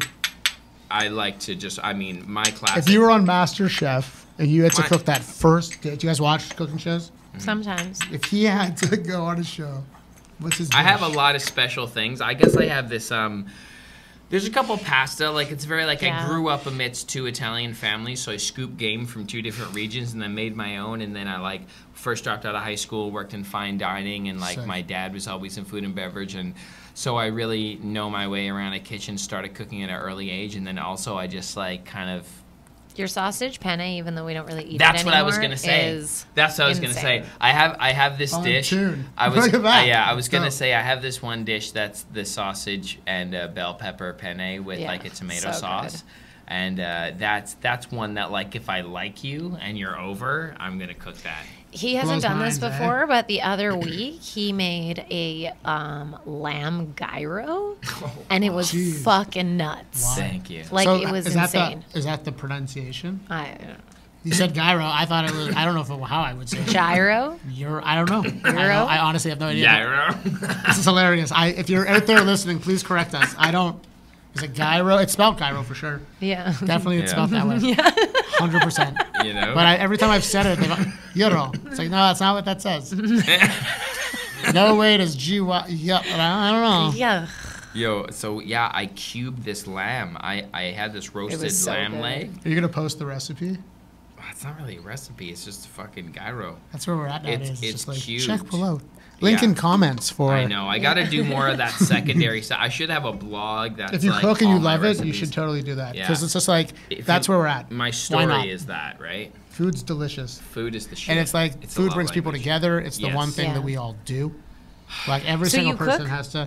I can cook. I don't cook. Like I would Yeah. love to cook more. Hopefully, at some point in my life, I won't be working as hard and I Yeah, can cook. yeah. Does your girl cook? She's great at cooking. Shout I'm out. grateful every day. And then like You yeah, guys some live days- together? Yeah. Nice. How long have you lived together? Probably like 2 years, but I was hanging out there a lot Oh, nice. prior to. Like we're neighbors. So it's like if I my apartment is like, you know, that I guess a little further than right in front of that alley. Yeah. That's the walk. It's Okay. like 3 of those alleys is like where our Oh, distance. so you guys both have your own places. Well, we did, and then I moved in with her, and then good. I definitely didn't sublease my apartment to my best friend. Definitely didn't do that. No, you're not supposed to do that. No, so I actually still have 2 apartments, but one is like a studio space. Nice. So that's where we film all our content. Oh, sick. Nice. So it's pretty cool. But you live together because you love each other. Oh, you're Yeah, such her an cat's my adult. favorite person, or favorite thing. Cat favorite person. What's her cat's name? Gizzy, short for Gizmo, because it looks like Gizzy. Gremlin. Yeah. But it's like, oh man, that cat. I didn't ever like cats before that. Oh, cats Really? are the best. No, they just, when they love you, it's like, holy shit, this is different. Yeah. Yeah, A cat you- loves you, it's They're like, cosmic beings. Cats, Yeah, people for just sure. misunderstand cats because they're so standoffish. But when you have a relationship with them, it's a whole different when it lets thing. you in, it's like, Yeah. it's a powerful thing. Yeah. Yeah. So I had a dog as a kid, and I Well love said. that dog. But that dog, I know I'm a dog person. Like as a human, there's dog and cat people. Like you know what I'm saying? Mm-hmm. Yeah. But like I like cats, but I'm definitely a dog. I get that. Yeah. Yeah. You know, there's people that like just act like cats. Yeah, yeah. Yeah. He does. Comedians are cat people. He's a like, cat. On the surface, I would assume it was the opposite. So it's funny you said. Yeah, that. no, I appreciate that. I would have kind of said that I maybe have like an ascending sign of a dog, and then like my moon is a cat, because I kind of just like pull away. But I think my playfulness comes out when I see another, Another type of whatever. you know, an introvert, sparky- extrovert, or an extrovert, yeah. introvert, or whatever. And then so you get the playful dog side. It's funny. No, Oh like my you and God, Ash stop should. being so cute. You should bring my girlfriend on the podcast, and then you two should talk, because she'll probably agree that we're difficult. Like, yeah, we're having fun now, but off camera, we're probably not the best guys. Oh, wild! Just a wild. I'm just being hilarious. That got too serious. You stopped laughing. I mean- the tone No, dropped. no. No, I think, but there's something. No, we're very special. Yeah. Very special boys. Well, the whole thing is that it's cool to have purpose. Like, I asked you guys if you did art before you met each other, just because of the importance of, like, when I met my girlfriend, Commitment. I was producing a show that I was hosting.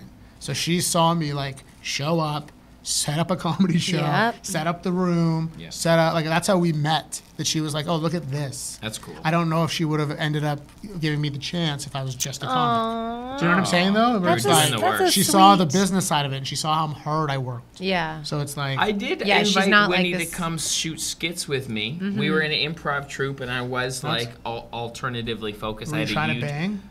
Not right away. So you were actually trying to build a YouTube. He was probably trying to this is bang hilarious. right away. I don't know. We're just. I had to ask. I know. I'm sorry. I had to ask. No, I You mean, set yourself oh, you up. mean I had the YouTube channel established going. before I met her. So he Yeah. saw something in you. Yeah, But he he was did. probably also trying to bang. Yeah. Oh, for sure, I was trying to bang. I'm just saying, like, hold on, not before the art He's though. an 18-year-old boy. Yeah, who isn't but it's trying like to bang. it's a different story when you Yeah. already knew what he wanted. Like all I this was already. journey is I already just, had it though. I would have been trying to bang either way, Like- and I would have been trying to make art either way. Like that's the thing when you realize art and you create art, it's like it's different. It's like it's not the same as just not purpose stuff. If that makes sense. Yeah. Especially including someone in your art. Like it's not like No, it's- I don't it's- know if you're gonna try to bang. Like at this point, it's like I don't want. Like I love my girlfriend. I'm not saying that I'm trying to interview new people to bang. But like if I was trying to bang again, it wouldn't be. I don't. And even my girlfriend, it's like she's not an art. Like it's nothing to do with comedy. Where I think it would be cool to write jokes with each other, but we do. You know, it's Yeah. just like she's very funny. Yeah. She's probably would do great on stage. I believe that. She's like Miss Maisel. I've seen her kill in apartments, just applause breaks. But like she doesn't do stand up. So it makes my life like, okay.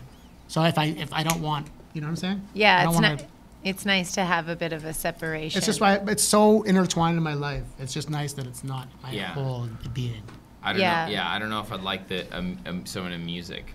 Yeah, or like what if he was an actor comedian? I am an actor. I mean, Yeah, but you're also We've your been in music's- movies I know, just together. kidding. Yeah. Yeah, we've been in movies together. We're both actors, actually. You've been Yeah. in movies together. Yeah. Do you ever like do you guys show clips? of 3 those? times. Actually, 3 times done we've been in, 3 like, proper movies movies, together. yeah.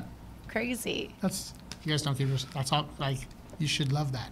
Yeah, we I do know we love do. it. Yeah, it's we're going on 17 years now. Yeah, That's such a long time. So long. You guys like Risman's 2 years crazy. older than your relationship. If you got pregnant day one, you would have had a 17-year-old.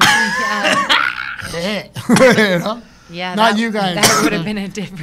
The kid, the children. That would have been a different journey. I am so grateful to be doing crazy. this. Like sometimes when it's like I had a beautiful moment the other night when we were out on Bloor, and like Nitish was there and you were there and we were there and we were just rolling up, chilling, talking outside, and there was people walking by who like like sweet Puerto Rican family coming from Christie Pitts Park and just like walking by and like they gotta go home to the burbs now. But like we're gonna go downstairs and make each other laugh for a while. Yeah. And like there's just something so beautiful about this like chosen family path that like we go as artists to just be like these outcasty kids in the middle of the city trying to make drunk people laugh and shit. Well, like it's weird. It's just like there's a movie made, I think it was called Idiocracy, where they just made fun. Where they were like, all the smart people are going to stop having kids, and all the dumb people are just going to have kids. And then now it's like I meet these like-minded people who are like, if you guys had a kid, it would be a dope kid. I want to and have Ash a had kid. We do want to have a kid. But like, if I had a kid with Ash, it would be a dope kid. And it's just like, I'm not denying that, but like, I'm trying to do something right Yeah. now. Right now we gotta build. It's, yeah, that's how Right I now feel. we What's gotta going build. on? Like, Yeah. it's just Especially like, these trying like to do next 5 something years right kind now. of thing. Yeah, I really yeah. felt that. well, thank you. Because it's just like, I don't know if people like, again, I know I lost a lot of years of my life because like, not necessarily the car accident, but again, I didn't find comedy until 27. I was trying to like do other people's dreams, and like I didn't realize my life until a certain point. Yo. You know? Yeah. But like it takes a while to do shit. Yeah, it does.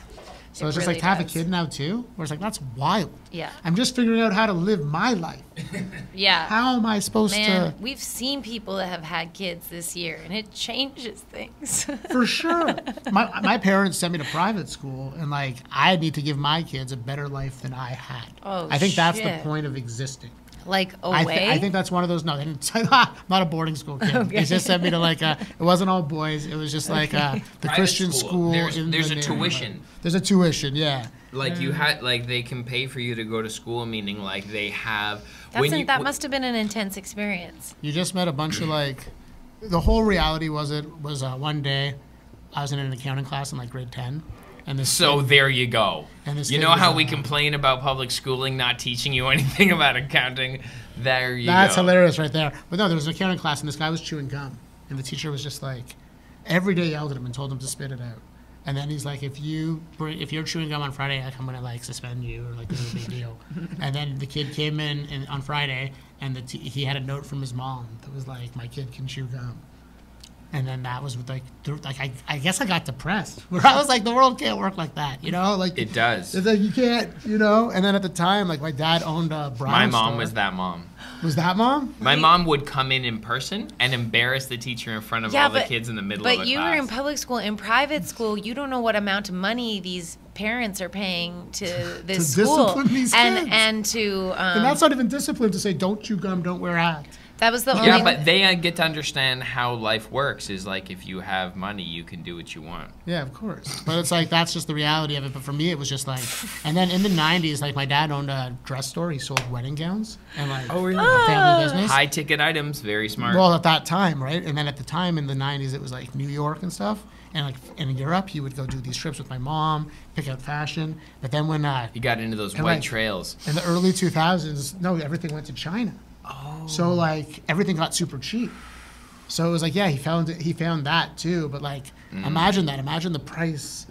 Like Yeah, like you're the losing- boutique where you can pay X amount for a dress from New York or France, or one of a kind. Yeah. And now China's putting out like a replica at like an eighth of the cost. Oh. And then like 10 years later, it's like the internet. So you can order that. On Like, Alibaba now. you know, like yeah. Yeah, you can get 8 of them all matching. Wedding, yeah, it's wild. I was passing an Italian furniture store on my way here, and I don't know who passed me this. I'm that high at this point. I don't need it. I don't need it anymore. Yes. And in the window, there were two beautiful, lovely seats that were like upholstered, green, olive greeny. Looked very Italian and beautiful.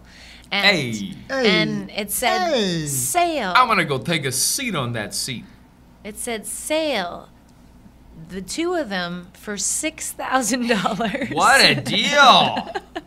Oh, Well, lucky. think of that too. Where like, I mean, the world, like, at one point stuff was worth that, but actually worth that. You bought Yeah. something in like 1940 worth $6K. Well, maybe not 6, because that would have been so much. That more. would have been like you could have bought a house But for like, 6K. but like, it's lasting till now. It's in good condition. Yeah. It's like worth. Yeah. And nowadays, it's like we don't.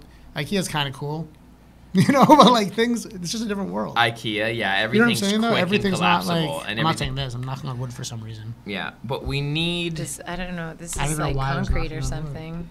It's interesting. It's interesting. I feel like the reuse, recycle vibe that's come up through like the hipster kind of like using like old school desks for like furniture and coffee shops. Like this kind of like gentrified like reusage thing that's happened over the past 5-10 years has been pretty cool. Like vintage has come back in that way.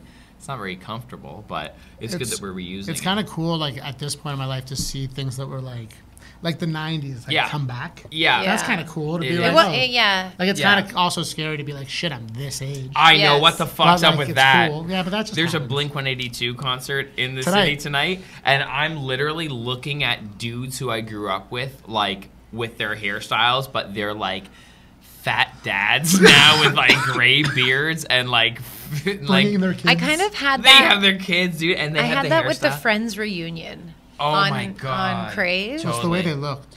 When you saw Yeah. like how they look now, it was like, oh man. Yeah. I don't feel great. Yeah.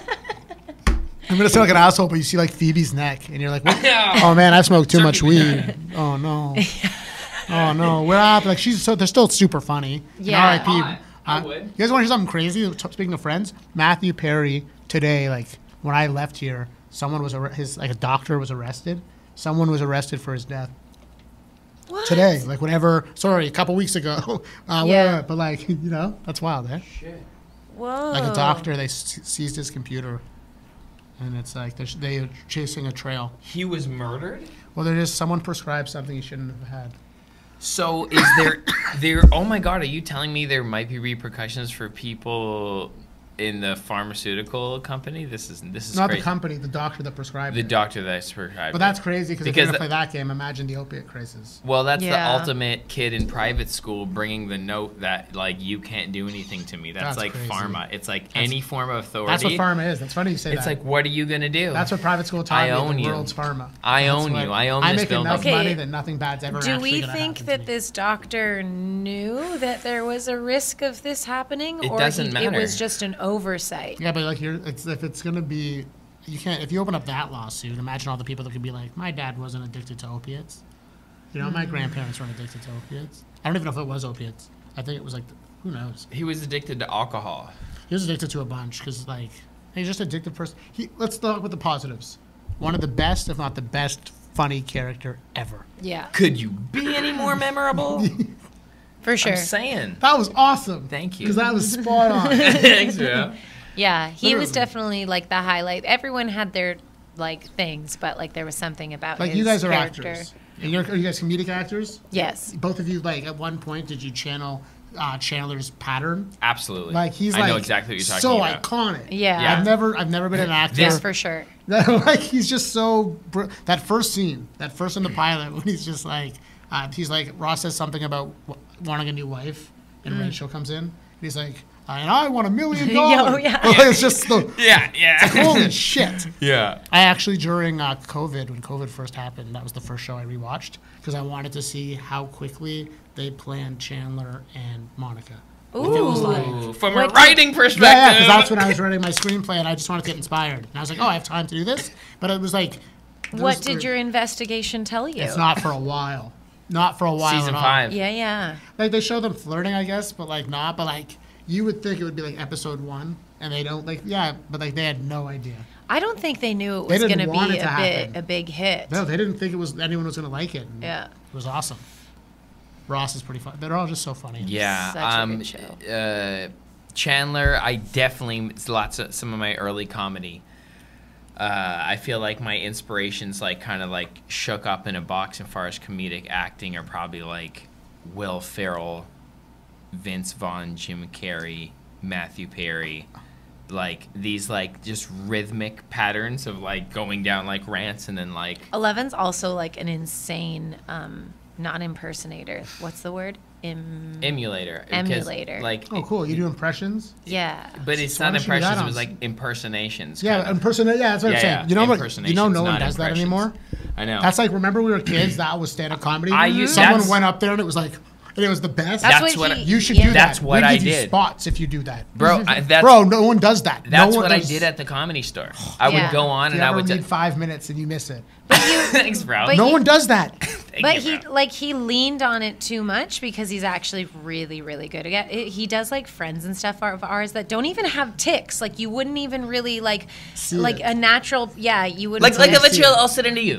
Like I'll have a you eventually when we spend enough time because I'll find Dude, the that's groove a dying pocket. art. I don't know why that art died. As a comedy booker, I used to do Christopher Walken talking with Robert De Niro, talking with Al Pacino, and then like Obama would show up, and then just any impression that I had that I would put in. The reason it died, I think, is because so many people did the same ones. Yeah, that's true. Everyone wanted to Chris Walken. Everyone and wanted also, to Schwarzenegger. I did the Gilbert Gottfried. That's hilarious. That was fun. Yeah. I'm just saying, if you ever miss it, or you ever want to learn new ones, we're there because it's a dying art. Thank you. That could be fun. Some Surprised impressions. more people don't do it. Or I'll try. I would like to do some new ones.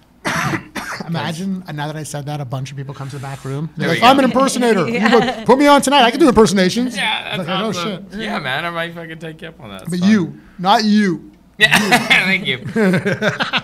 Thanks, Brandon. No, thank you, because it's a dying art. I get the puppets. Why you don't see more puppets? Yeah, I know. I love those different type of art forms. Well, it's all expression, right?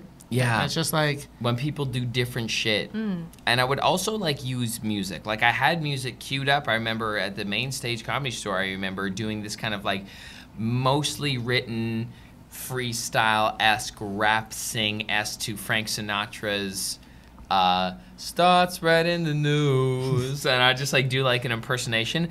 And my very first time I did stand up at 16, I did Sammy Davis and doing went all in, right? Oh yeah, and it's a different time. It's always been but that's still he's not doing a black voice. He's doing Sammy Davis. That's it's probably why people are scared right now. Yeah, no, he had the lazy eye too, which is interesting. But yeah, what are you doing? It's wild. It's wild that what's your process when you get on stage? Do you often just rip? You're kind of improvising, freestyling, and just. Well, it's funny. All this is crazy. Nowadays, so when we opened the club, it was a reality check, and when you put a price tag, it's one thing to put a certain show on, a $15, $20 show when there's great talent around you. And I've been grateful that Ariel's there the whole time because he's very talented and his crowd work is arguably the best. But I love working with him. He's I put all my money in everything that how good he is and I am. Yeah. Amazing. But with I had to when we opened, it was a reality check, and when it was just us, and I would have to freestyle because my rapping was better than my comedy, and the audience paid, and I was hosting, and I was a good host, but you need a pop. You know, you would need, when you're hosting, you got to get the audience fired up. That's right. And now I'm fortunate that I don't have to rap during my stand-up because it's just two different things. You prefer doing stand-up? It's a different type of thing. It's just it's not a preference. It's just who I am.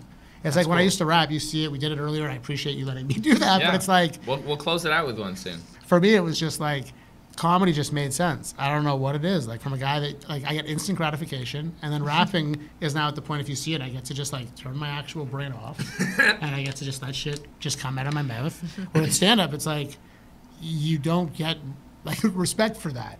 When you freestyle or you improv up there, everyone else is we can all other comics are we can fuck around, and even audience members are we can fuck around. You can fuck around a little bit. But you gotta have bits. Well, that's why I love, and shout out again, Max Sheldrick. Technical as fuck. Is he? Hanging out with him for 2 years. It's just oh, look at that. He writes good jokes. He's just dude. He's a master at jokes. Have you? Yeah, it's literally it's cool. No, and then and Ariel's the master of the fuck around. So for me, I got fortunate to just watch them. Shout out, guys. Now I'm really happy with my own style. But it's isn't that the best? Yeah, you're pretty good at fucking around. Yeah, fucking around, you have to fuck around to show that you're present. I feel we'd be buds in high school. I haven't really got there yet. Trouble in school. You've never fucked around? I don't fuck around too much. Come Sunday at 8. That's the show. I will. Ugh. Oh, you left. That's what happened. I know. We had the show. I was do you want a spot? And you guys were yeah, we're leaving. You just hung out and got high outside. Yeah. We were in high school. Yeah. You're no, I don't want the spot, and just got fried. Yeah. I know. I was already fried when I said no to the spot, but I was in a weird place. I don't know if. Anyways, actually, I haven't told I've told Ellevan this, but I haven't told anyone else that after I said no that day, I was like, fuck, I never am allowed to say no again. Like, whenever I get a spot, I'm never allowed. Like, no matter how do it. fucking No, you're high I allowed am. to, but with that show, I understand now why you said no. I thought that you were gonna call me up to freestyle with you at that. If you wanted me to. I was didn't know down. you were I going- was ready. You're always ready. It's just there's something Yeah. about like if it's not, or But if I'm also, not, or if it's not last- part of the vibe or whatever. It's always part of the yeah. vibe. We mesh. It's Or always whatever. part of the vibe. But Sunday I night, was though, down. But yeah, Winnie, I was funny that choice because she's been so eager to do it and has spoken so favorably of you in that Well, it's space. because was that show. Okay, so I think that's it. Yeah, you you're have right. to It was explain that show. That Yeah. show's Sunday at 8, Yeah. and it's a crowd work show. It's Ariel's baby. It's literally the audience writes a bunch of suggestions. We get to try new jokes, and we get to fuck around. And you didn't want any Which of is any of that. super fun. No, but for as the audience, sure, and for us as a tool, you did. So you didn't want to do the fuck around. And you didn't want to try new jokes. Like you didn't want to potentially bomb. Yeah. That's what you were scared of. Yeah. Because it's all literally just But like. you've already bombed. Like with the It's great, different. the great With thing. this, it's like you're bombing. It's like you're barking and bomb. Like you get it because you get that bomb. You know when you rap and it's not great? Not you. But when you're there just kidding, and yeah. people rap and it's not great. Yeah. Over the years, though, it's I like honestly- that's what that feels I like. wouldn't but- have trusted myself not to lean on some jokes. Yes, you can though. They have to be. She didn't want to disrespect the art form of what Yeah. was going That's on. adorable. Yeah. I'm But just I won't- saying, the I fuck won't around anymore. is so. You should fuck around. I have to agree. practice. The fuck around is you have to be present to be great at stand-up comedy. Yeah. Yeah, it's cool to tell jokes and you should always tell your jokes, but if you're not like able to be there in the room, Yeah. Yeah. that's not comedy's a once in a lifetime experience in that moment. Yeah. You know what I'm saying? Like a comedy lost. show, that's why Netflix specials kind of suck sometimes. I used to think it was just like, man, these suck. It's like, no, I'm not there. Yeah. This isn't for me. Yeah. This is for everyone in Yeah. the room, Yeah. that, them. We're you know? observing their moment. Yes. That's not our moment. It's that comedians in that It's time. so I special. agree, and I also think it's next level though when it does translate. Yeah, And well, when the that's the special ghost. translates, it's like holy, Well, like when that's- you're laughing for At 45 home? minutes to If yeah. you're at laughing at home in the privacy of your own house, Yeah. like with your cat, oh man, Oh, nothing will beat that's that. so special. In the moment, though, when something happens on stage and like the comedian is reflecting the consciousness or the freestyle is reflecting what the audience is going through, and there's like that present moment where we're all connected and the laughter is like inspired and moving almost like a wave of vibration that It's you different. can constantly feel.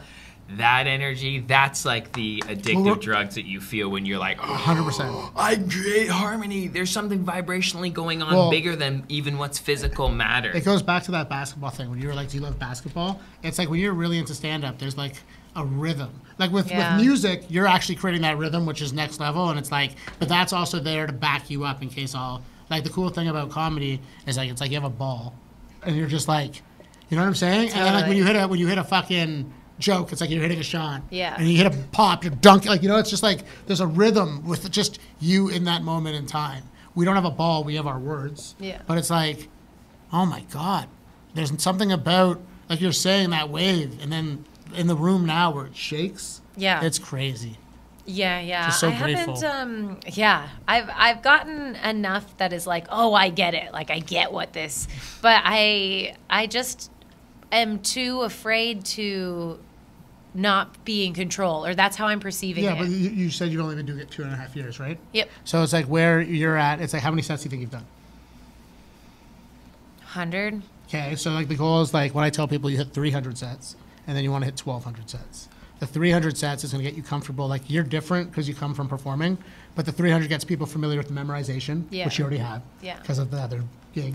But And then- I'm resistant. And then cadence. What do you mean you're resistant? Oh man, like I'll write bits and I will not memorize them for like a fucking 3-4 weeks. That's the game, though. It's just like with No, all- but here's the thing: is that I just need to actually hold you can myself bring a accountable notepad right up. now. You just can't bring a notepad up on the weekend. You can have like a cheat sheet just every other day of the week. No one's gonna judge you. It's just Friday, Saturday. You can't. I Well, didn't they know might. that. I don't know, not here. I think Like, not there. I think I brought a notebook up. Just do it, and then just make sure when you On tell the joke to Friday. put it down. But it's there to like, oh yeah. Yeah. And then it's like if you're too scared to tell the joke, you gotta own it. It's Yeah.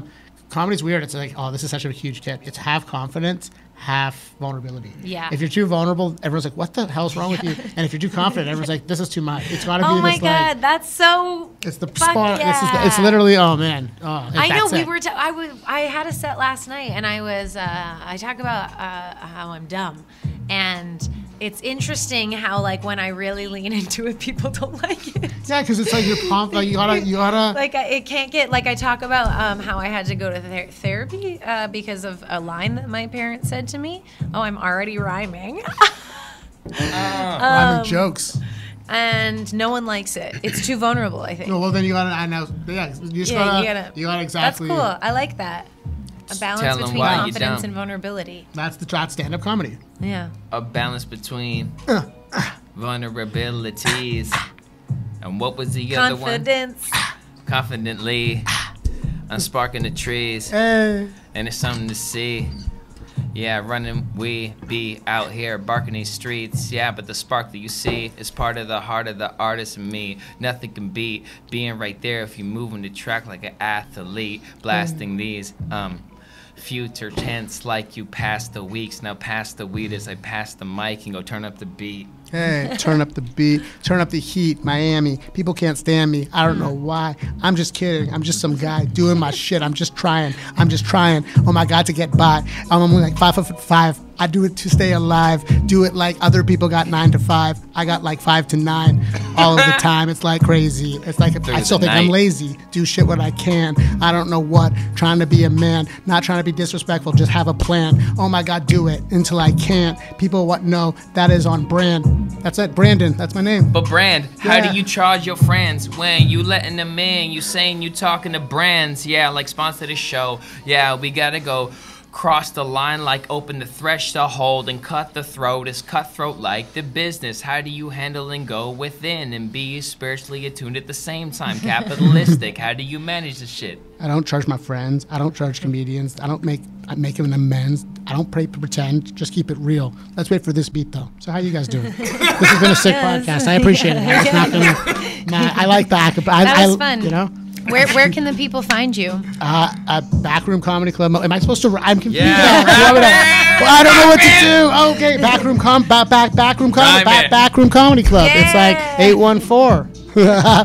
I don't know what this is about. If you want to explore, come down to Bloor, 814 Bloor Street West. It's not the best. West. Maybe one day. Bloor Street West. 814 Bloor Street West. That's not the best. It's pretty great. I'm trying to be modest right now. I don't know what to say, but thank you guys. This is great. It was like fate. 6 days a week. Every day but Tuesday. 6 days a week. 6 days a week. I feel like little Dicky right now. I feel like a littler, fatter, grayer Dicky right now. But it's okay. I'm loving it. Brother's still gay. Hey, oh, shouldn't be slaying. Oh my God, 814 Bloor West. You guys are the best. I really appreciate this. Every day but Tuesday. Honestly. Every day but Tuesday. Different shows. Check it out. Scream and shout. Do it, Kent. This is awesome. Honestly, the little kid inside of me is so grateful. I appreciate you both. I'm going to keep rapping. Keep to the clapping. Staging off. People would know. Now I'm the boss. I got a dream. It's coming true. Do what you do. I hope it happens for you. That's probably where I should end. Bloor West. You guys are the best. Are the best. This dog's loving it too. It's your favorite Jew in a new feed. You're probably Aryan or something, but it's cool. We made amends. If everyone's as cool as Winnie, I'm sure your grandparents and mine. I'm glad, you know, keeping amends. 814 Bloor. 814 Bloor. You guys are dope. I'm gonna try to use this. I'm gonna abuse it. I'm gonna try to make money. You guys get some too, though. This was dope. Thanks for having me. This was awesome. Capitalistic. Subscribe and tell a friend. Tell two friends to tell two friends about the disciplined stoners. And subscribe to him. Watch us. Yeah, subscribe to us. Do you guys have an address we can make a jingle for real quick? Anything you guys promote? Bloor Street West. Trying to be the best. Just gonna say it. Winnie, how you feel about the backroom comedy? Oh, I'm going for Come it on, Winnie, now. one more. Let's go. 814. Well, I'm working on my confidence, trying to work this shit. Wanna be a comedian, so I need to practice it. And I'm gonna practice it this Sunday at 8 on the improv show. And they're gonna put me on so I can grow. Thank you guys. Yeah, she finna grow. Try to grow. We'll see you at the show. See ya at the show. This was dope, my bro. Oh, I appreciate you. I'm gonna Fuck. Come on. You guys go. Thank you. This was. Let's Thank go. Oh, you guys are the Thanks for best. coming. Appreciate you. 814 Bloor Street West. Bloor Street West. You guys are the best. Oh my. I know, it's crazy. Okay, cool. Rambunctious turtle. Where is the rambunctious turtle? Okay.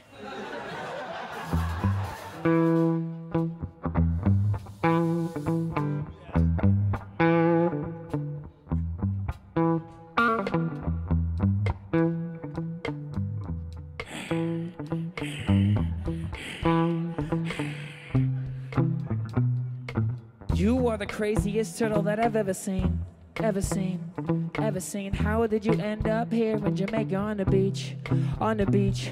Everything's so slow around you, but you just won't slow down.